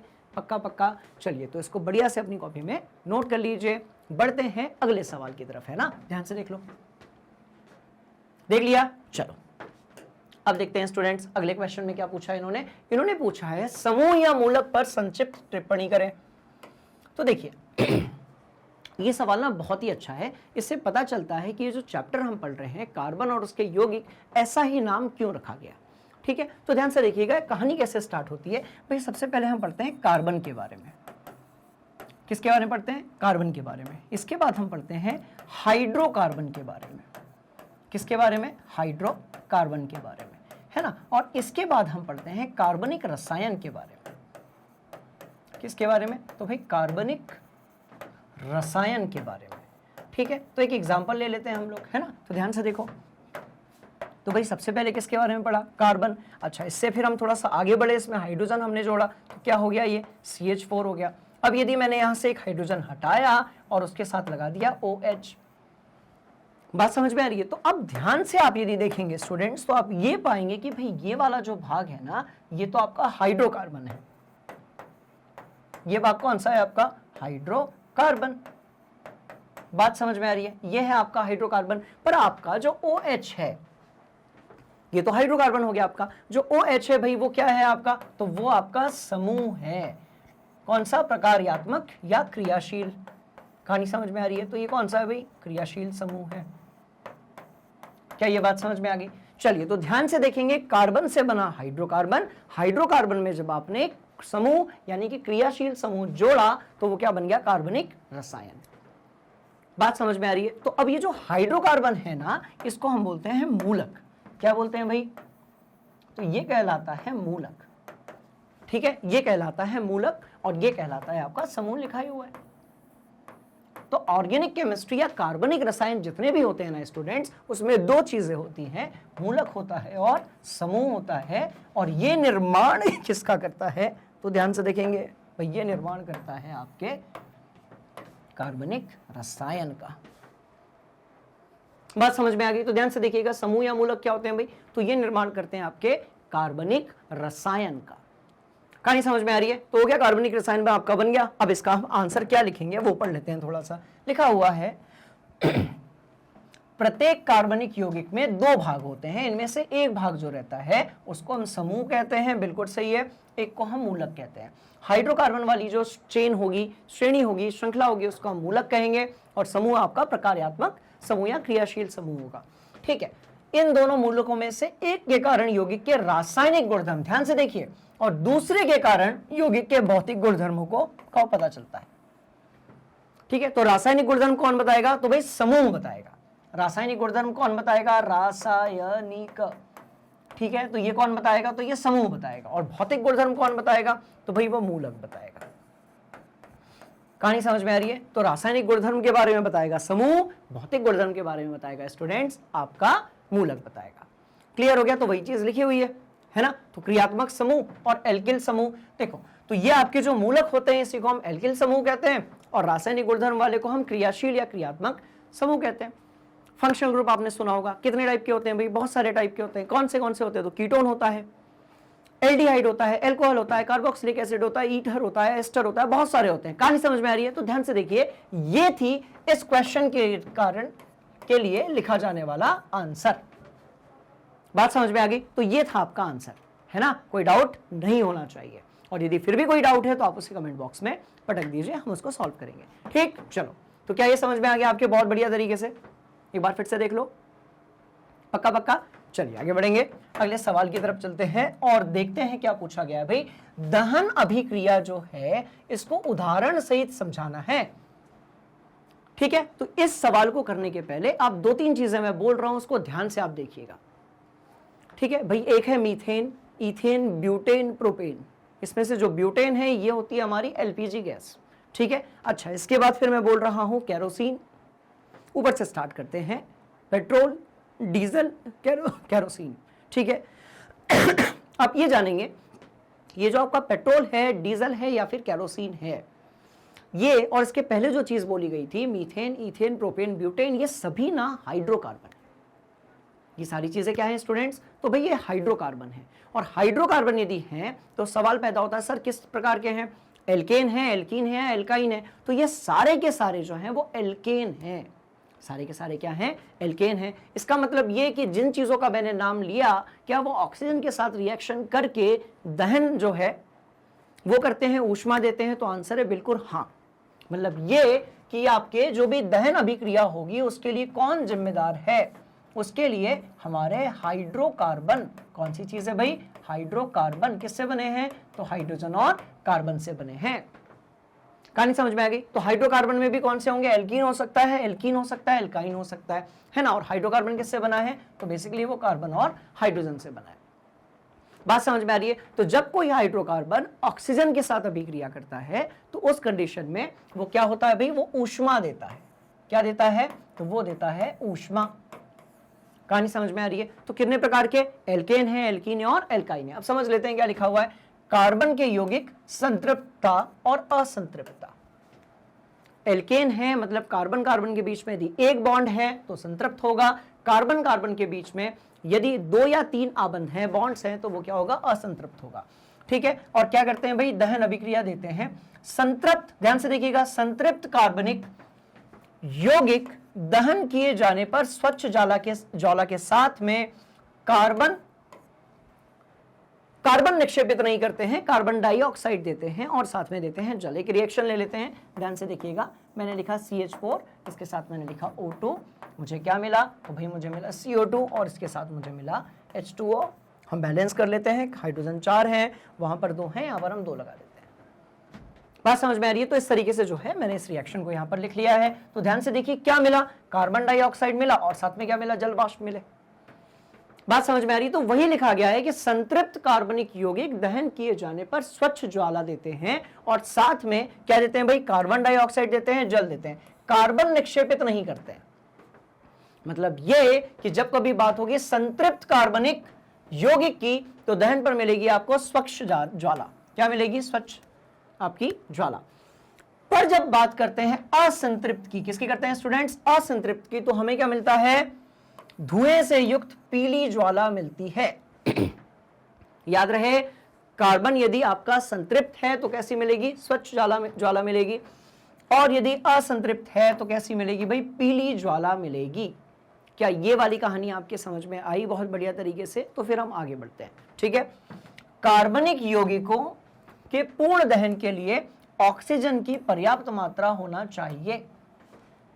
सीधी सी बात है, इसलिए आप ध्यान से देखिएगा, जो चूल्हा होता है उसमें भी बहुत सारी जगह बनी होती है, स्टोव में बहुत सारी जगह बनी होती है। ये जो बर्नर होता है हमारा चूल्हे का, स्टोव का, गैस स्टोव का, उसमें आप छिद्र क्यों बने होते हैं भाई? ताकि ऑक्सीजन आ सके और वो इसके साथ जल मिलकर रिएक्शन करे और उससे ऊष्मा जो है वो निकले। तो देखो लिखा हुआ है कि घरों में उपयोग में लाई जाने वाली LPG तथा केरोसिन स्टोव में वायु के लिए छिद्र होते हैं जिनसे पर्याप्त मात्रा में ऑक्सीजन समृद्ध मिश्रण जलकर स्वच्छ नीली ज्वाला देता है। बिल्कुल सही बात है।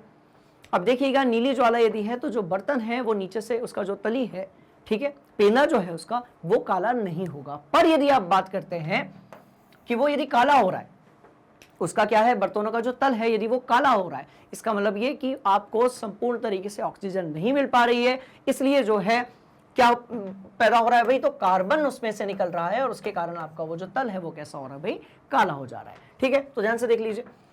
तो इसका मतलब क्या हुआ कि स्टोव के कुछ वायु छिद्र बंद हैं या फिर ऑक्सीजन की सप्लाई जो है वो प्रॉपर तरीके से नहीं हो पा रही है। इसलिए क्या होता है, आप ध्यान से देखिएगा, जब हम फूंक मारते हैं, चूल्हे में लकड़ी यदि जलाना है, अब यदि फूंक मारते हैं तो उससे क्या होता है, ऑक्सीजन की जो सप्लाई होती है वो बढ़ जाती है और ऑक्सीजन की सप्लाई बढ़ने से क्या होता है भाई, आग जल्दी लग जाती है। बात समझ में आ रही है? तो इस तरीके से आप ये बताएंगे कि दहन जो है वो किस तरीके से होता है। आपसे यदि संतृप्त हाइड्रोकार्बन के दहन के लिए पूछा जाए तो आप ये वाली अभिक्रिया जो है वो लिख दीजिए, जिसमें मीथेन जो है ऑक्सीजन के साथ रिएक्शन कर रही है। क्या दे रही है भाई? कार्बन डाइऑक्साइड दे रही है, जल वाष्प दे रही है और साथ में दे रही है बहुत सारी, क्या दे रही है, तो ऊष्मा दे रही है। तो बहुत सारी क्या दे रही है, ऊष्मा भी दे रही है। कहानी समझ में आ गई? इसको बढ़िया से अपनी कॉपी में नोट कर लीजिए स्टूडेंट्स। ठीक, चलो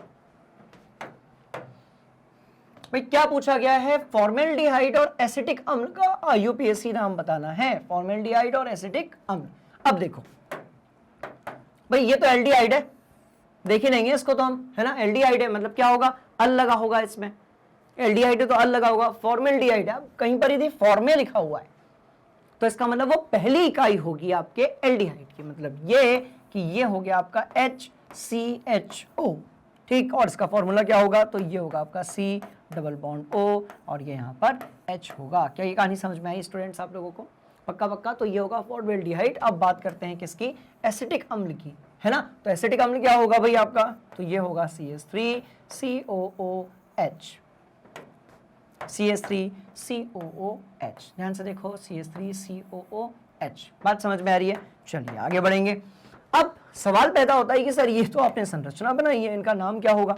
तो भाई इसका नाम क्या होगा आपका, देखो एक ही कार्बन है तो ये होगा आपका मेथेनल। ये क्या होगा स्टूडेंट्स आपका, मेथेनल। और ये क्या होगा, तो ये होगा आपका एथेनॉइक अम्ल, क्योंकि ये एक प्रकार का कार्बोक्सिलिक अम्ल है। ध्यान से देख लो, तो लिखा होगा, ये देखो मेथेनल लिखा हुआ है, ये हो गया आपका। और एसिटिक अम्ल क्या है आपका, तो एथेनॉइक अम्ल है। और रासायनिक सूत्र क्या है भाई, तो ये दिया हुआ है जिसको मैंने ऑलरेडी यहाँ पर बना लिया है। ऊपर वाले का जो नाम है वो ये है। कहानी समझ में आ रही है? तो इस तरीके से देखिए क्वेश्चंस बहुत आसान हो जाते हैं यदि आप उसकी बहुत ज्यादा प्रैक्टिस करते हैं तो, है ना। तो इसमें यदि कोई कंफ्यूजन यदि आपको है तो आप कमेंट बॉक्स में पुट कर दीजिए। हम जब कमेंट वाली डाउट्स वाली वीडियो बनाएंगे तो वहां पर हम इन सबका सोल्यूशन देंगे। क्लियर हो गया? चलो ठीक, आगे बढ़ेंगे। चलिए, क्या पूछा गया है भाई? साबुन के निर्माण में प्रमुख 2 पदार्थों के नाम लिखिए। मतलब ये कि हीरा, graphite, petrol, diesel, LPG gas के अलावा साबुन और डिटर्जेंट जो हैं वो भी बनते हैं आपके हाइड्रोकार्बन से। मतलब कार्बन के जो यौगिक हैं हमारे आसपास भरपूर मात्रा में पाए जाते हैं स्टूडेंट्स, है ना। चलिए, तो क्या पूछा गया भाई? साबुन के निर्माण में प्रमुख 2 पदार्थों के नाम लिखिए। तो पहला तो आपका है स्टेरिक अम्ल, ठीक है, और साथ में आपका सोडियम हाइड्रोक्साइड। और रिएक्शन भी देख ही लेते हैं, ठीक है। तो ध्यान से देखो, ध्यान से देखो, ये लिखा मैंने, है ना। अब इसकी रिएक्शन मैं किससे कर रहा हूं भाई? तो मैं कर रहा हूं NaOH के साथ में। जब मैं इसकी रिएक्शन NaOH के साथ कर रहा हूं तो मुझे क्या करना है? मुझे सिर्फ ये ध्यान रखना है कि यहां से निकलेगा हाइड्रोजन, यहां से निकलेगा सोडियम, सोडियम इसके साथ आ जाएगा, हाइड्रोजन उसके साथ आ जाएगा। देख लेते हैं क्या होगा। तो C17H35 COO, जहां से हाइड्रोजन निकला था वहां पर नाइट्रोजन सोडियम लगा दिया जाए, और जहां से सोडियम निकला था वहां पर हाइड्रोजन पटक दिया जाए। तो ये जो HOH होता है इसी को हम लोग बोलते हैं H2O। क्या आपको ये कहानी समझ में आ रही है? इसी को हम क्या बोलेंगे भाई? H2O बोलेंगे। अब आप देख लो, इस रिएक्शन में यदि कोई परेशानी है तो आप पूछ लो। एक और चीज, यहां पर NaOH की जगह और क्या हो सकता है? KOH भी हो सकता है। मतलब ये कि जो आपकी साबुन है, ठीक है, वो एक प्रकार का क्या है भाई? तो वो एक प्रकार का सोडा है, वो एक प्रकार का नमक है, वो एक प्रकार का लवण है। कोई दिक्कत वाली बात नहीं होनी चाहिए। ठीक है स्टूडेंट्स, बात समझ में आ रही है? तो ध्यान से देख लो। मतलब देखो, कुछ नहीं हुआ, यहां से हाइड्रोजन निकला, सोडियम आकर चिपक गया, वो जो हाइड्रोजन था वो OH के पास गया, वैसे चिपक गया, उसको अपन H2O बोलते हैं। मतलब जब आप क्या करोगे? स्टेरिक अम्ल की रिएक्शन आप करवाओगे किसके साथ में? सोडियम हाइड्रोक्साइड के साथ में। मतलब ये एक प्रकार का अम्ल है, वो एक प्रकार का क्षार है। तो पुरानी वाली कक्षाओं में, पुराने वाले चैप्टर्स में मैंने आपको पढ़ाया था कि क्या होगा? तो भाई ये बनाएगा सोडा और साथ में बनाएगा जल। इस रिएक्शन को हमेशा अपने पास आप याद रखें। देखो, ये जो रिएक्शन मैं आपको लिख रहा हूं, ध्यान से देखो भाई। अम्ल लिया आपने, और अम्ल की रिएक्शन यदि आप क्षार के साथ करवा रहे हैं तो आपको क्या मिला? तो आपको मिलेगा नमक। अभी जो नमक मिलेगा इसमें सोडा हो सकता है। सोडा और नमक एक ही चीज होती है रासायनिक नजरिए से देखा जाए तो। और साथ में क्या मिलेगा स्टूडेंट्स? भाई जल मिलेगा। कोई दिक्कत वाली बात? तो ये एक समान अभिक्रिया है, जनरल फॉर्मूला है इस अभिक्रिया का। आप इसको बढ़िया से अपनी कॉपी में नोट कर लीजिए, क्योंकि ये बड़े ही काम की चीज है। बात समझ में आ गई? अम्ल मिलेगा क्षार से, क्या मिलेगा? नमक और जल मिलेगा। क्लियर हो गया? तो यही चीज यहां पर हुई है। तो ये बन गई हमारी साबुन। तो ये जो चीज है स्टूडेंट्स, ये क्या है भाई? तो ये है साबुन। क्या कहानी समझ में आ रही है आप लोगों को? चलिए, तो इसको आप नोट कर लीजिए और हम बढ़ते हैं। पहले आप नोट करेंगे, जल्दी से करो, चलो ठीक। हम बढ़ते हैं आगे, है ना। चलो ध्यान से देखो। साबुन का रासायनिक नाम और सूत्र लिखना है। देखो पिछला सवाल देखो, कितना बढ़िया सवाल था। साबुन के निर्माण में 2 पदार्थों के नाम लिखने थे। कौन से? तो स्टेरिक अम्ल और सोडियम हाइड्रोक्साइड, यानी कि कॉस्टिक सोडा, यानी कि NaOH की बात हो रही है। अब क्या पूछा गया है भाई? तो अब पूछा गया है साबुन का रासायनिक नाम लिखना है और इसका सूत्र लिखना है। तो एक तो लिखना है रासायनिक नाम, और दूसरा क्या लिखना है भाई? सूत्र तो अभी हमने देखा था। क्या होगा? तो ध्यान से देखिए, मैंने आपको बताया था कि ये सोडियम के साथ भी हो सकता है, पोटेशियम के भी साथ हो सकता है। और नाम क्या होगा? तो देखिए, सोडियम या पोटेशियम स्टीरिएट। क्यों? क्योंकि हमने देखा था, देखो ये स्टेरिक अम्ल से बना था, है ना। तो ये हो जाएगा सोडियम साबुन साबुन साबुन। बात समझ में आ रही है? साबुन का रासायनिक नाम क्या होगा भाई? तो ये होगा, सोडियम वाला भी हो सकता है, पोटेशियम वाला भी हो सकता है ना। तो सोडियम के साथ होगा तो क्या बोलेंगे? सोडियम स्टीरिएट, और पोटेशियम के साथ होगा तो क्या बोलेंगे? पोटेशियम स्टीरिएट। बात समझ में आ रही है? तो इस तरीके से इसका नाम भी हो गया, सूत्र भी हो गया। आसान है ना? पक्का पक्का, कोई दिक्कत वाली बात है स्टूडेंट्स? कोई डाउट? पक्का? चलो अगले सवाल की तरफ चलेंगे, ध्यान से देखो। भाई पूछा गया है कार्बन के, हाँ अब आए सवाल, अब आए सवाल। ठीक है, अब जो है महारथी प्रकार के जो सवाल हैं जिनका वेटेज ज्यादा है, जो बड़े सवाल आपके होते हैं दीर्घ उत्तरीय, वो हैं ये, यहां पर थोड़ा सा गड़बड़ है, दीर्घ उत्तरीय होंगे ये। तो ये सवाल अब जो है ये ज्यादा मार्क्स के लिए पूछ लिए जाते हैं। बात समझ में आ रही है? और ये बड़े इंटरेस्टिंग होते हैं क्योंकि इससे हमारे चैप्टर के दूसरे जो टॉपिक्स होते हैं ना उनका भी रिवीजन हो जाता है स्टूडेंट्स। ठीक है, तो ध्यान से देखो, सिंपल है, कार्बन के 2 गुणधर्म बताने हैं, बिल्कुल बता देंगे 2 गुणधर्म, कोई दिक्कत नहीं है, जिनके कारण हमारे चारों ओर कार्बन यौगिकों की विशाल संख्या दिखाई देती है। ओके, बिल्कुल सही बात है। विशाल संख्या का मतलब किससे है भाई? तो कम से कम 30 लाख। आप सोचिए 30 लाख लगभग, मतलब सारे तत्व मिलकर, ठीक है, सारे तत्व मिलकर जितने नहीं बना सकते उतने अकेले जो है कार्बन, हाइड्रोजन, ऑक्सीजन, नाइट्रोजन मिलकर बनाते हैं स्टूडेंट्स। कहानी समझ में आ रही है? तो कितने? लगभग 30 लाख। तो ऐसा क्यों होता है? तो इसके 2 गुणधर्म होते हैं। मैंने वन शॉट रिवीजन वाले वीडियो में भी बताया था कि इसके 2 गुणधर्म होते हैं। पहला, संयोजकता 4 है।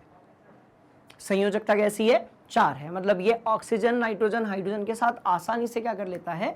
आबंध बना लेता है, पहली बात। दूसरी बात, कार्बन के एक परमाणु का कार्बन के दूसरे परमाणु के साथ बहुत ही अच्छा याराना है। मतलब ये कि कार्बन का एक परमाणु दूसरे से जुड़ता है, दूसरा तीसरे से, तीसरा चौथे से, चौथा पांचवे से।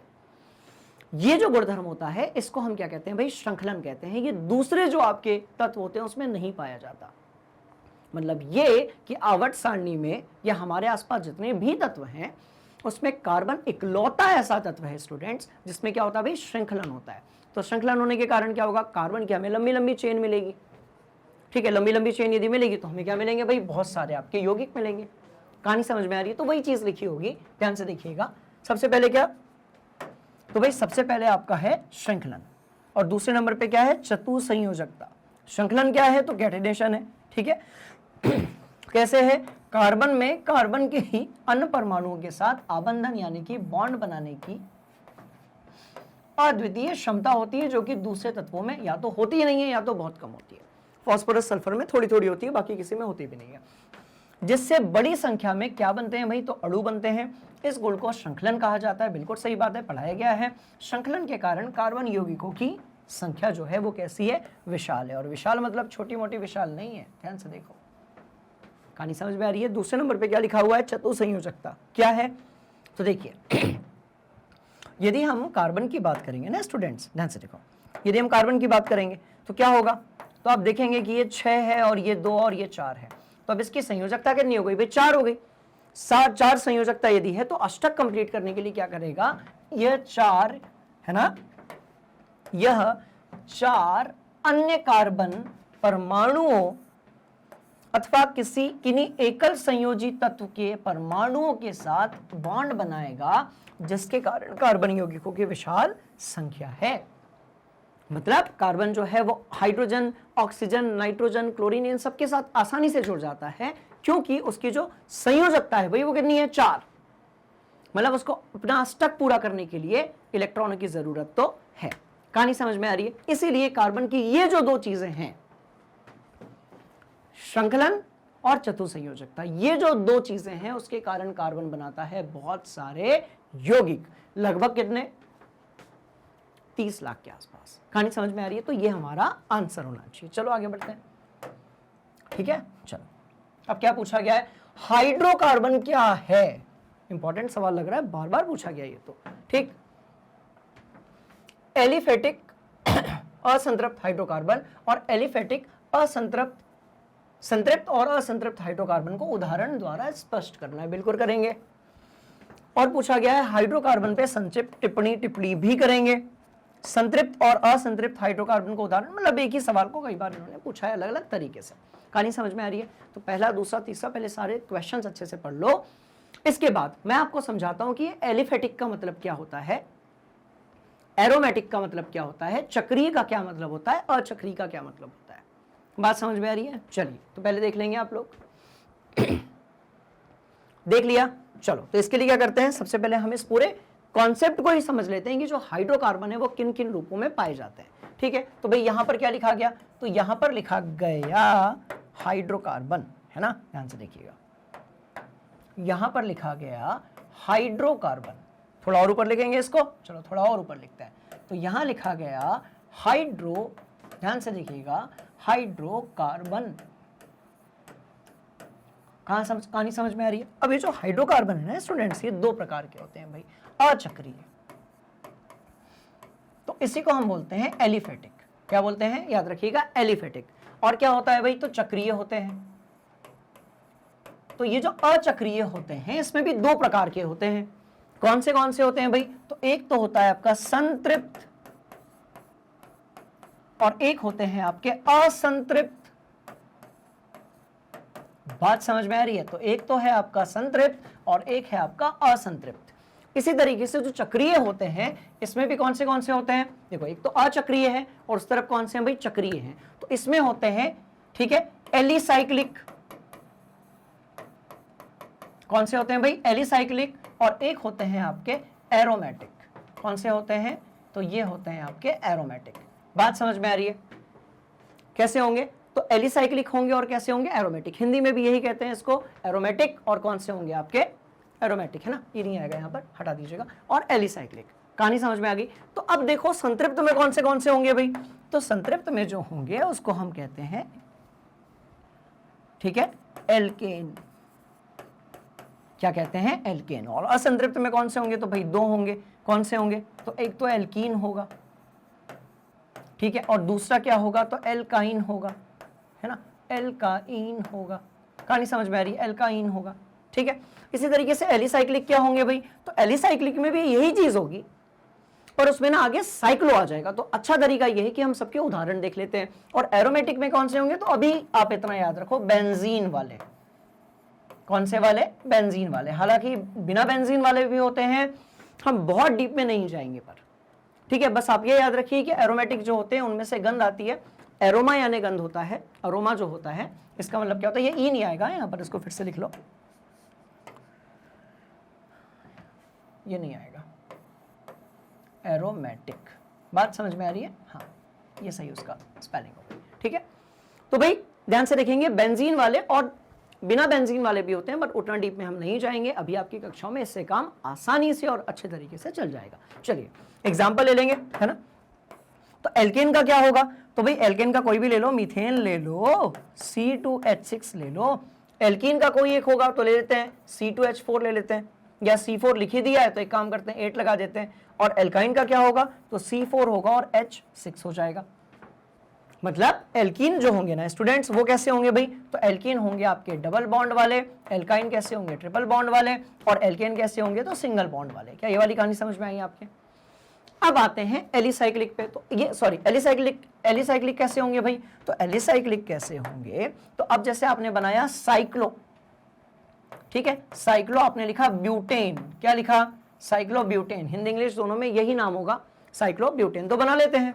तो कैसे बनेगा भाई? बड़ा ही आसान है भाई, एक कार्बन ये रहा, दूसरा ये रहा, तीसरा ये रहा, चौथा ये रहा, आपस में कनेक्ट कर दिया हमने सबको, तो ये बन गया साइक्लो ब्यूटेन। चलो ध्यान से देखो, जहां पर कार्बन कार्बन को आपस में कनेक्ट कर दिया, ये देखो, बात समझ में आ रही है? तो देखो इन सब में श्रृंखला होती है। क्या होती है? तो जिसमें भी श्रृंखला होती है ना, वो एलिफेटिक कहलाता है। क्या कहलाता है भाई? एलिफेटिक, ठीक है। और कैसे होते हैं जिनमें श्रृंखला नहीं होती है, जिसमें चक्र बन जाता है, वो साइक्लिक कहलाता है। तो अब एलिसाइक्लिक, साइक्लिक में भी कौन से? एरोमेटिक और एलिसाइक्लिक। कंफ्यूज होने की जरूरत नहीं है, कॉन्सेप्ट बहुत ही आसान है, ठीक है। तो साइक्लोब्यूटेन हो गया। इसी तरीके से बेंजीन वाले, तो एक बेंजीन ही ले लो आप। चलो ये बेंजीन ले लिया हम लोगों ने, हमें पता है बेंजीन ऐसा है।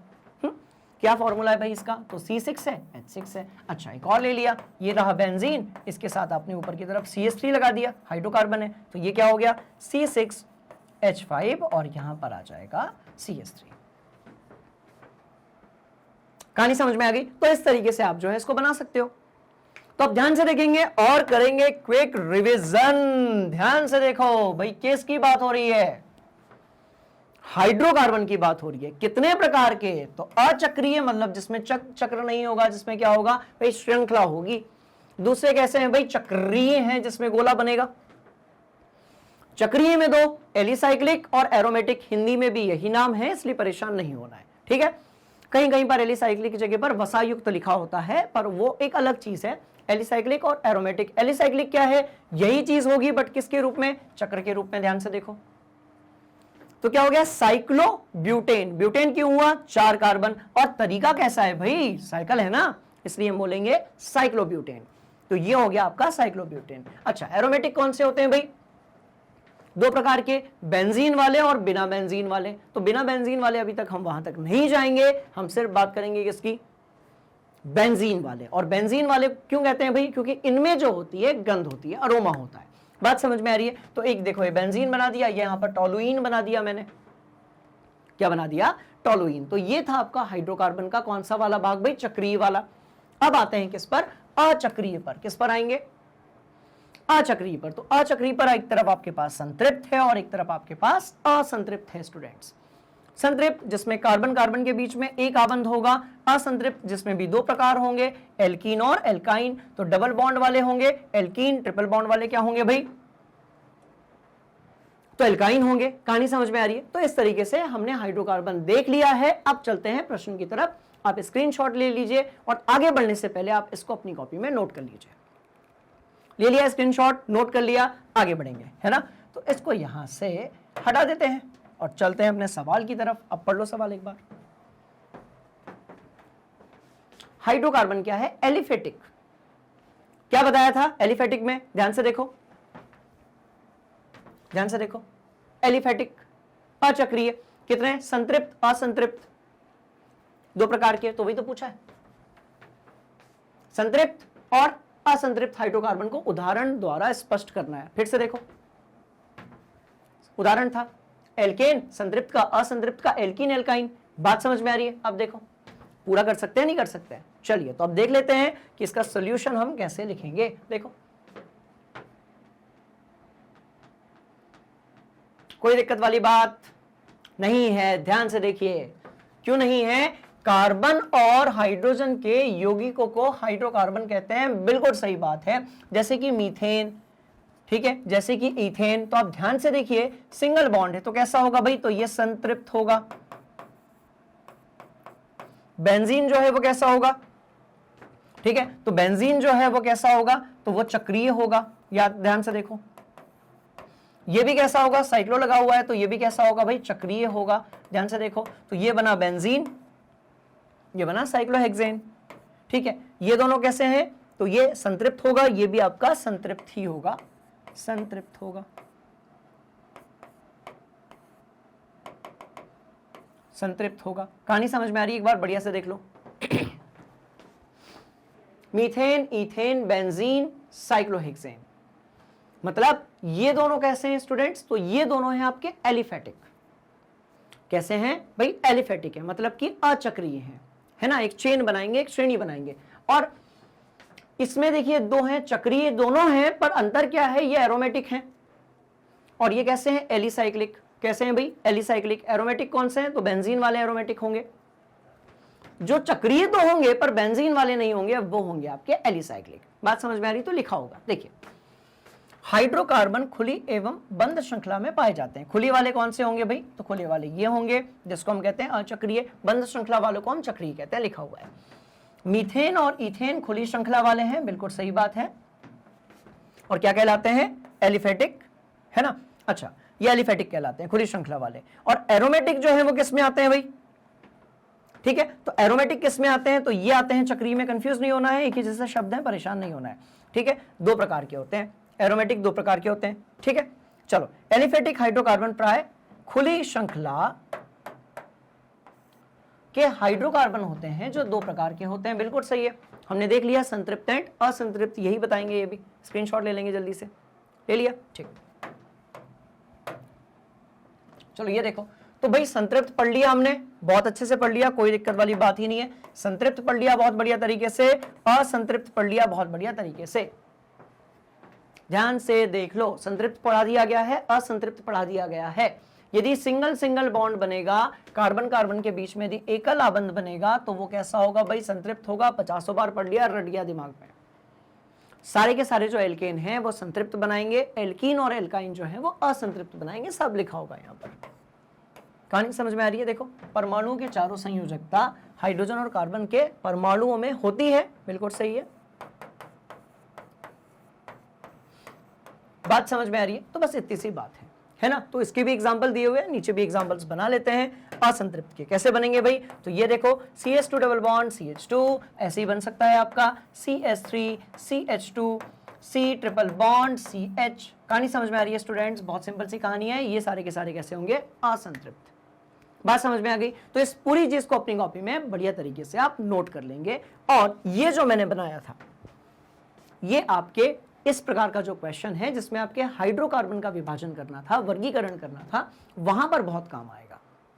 बात समझ में आ गई? तो इसको भी बढ़िया से आप अपनी कॉपी में बना लेंगे। चलते हैं अगले सवाल की तरफ और देखते हैं क्या पूछा गया है। तो कुछ पूछा ही नहीं गया है, क्योंकि पिछली परीक्षाओं में जितने भी सवाल पूछे गए थे वो सारे हमने बहुत अच्छे तरीके से कवर कर लिए हैं स्टूडेंट्स। बात समझ में आ रही है? इसका मतलब ये कि इस तरीके की और भी बहुत सारी वीडियोस हमने बनाई हैं आपके एग्जामिनेशन की तैयारी करने के लिए, जो कि आपको मिलती है मैग्नेट ब्रेन्स पर बिल्कुल फ्री ऑफ कॉस्ट। लिखा होगा 100% फ्री ऑनलाइन एजुकेशन प्लेटफॉर्म।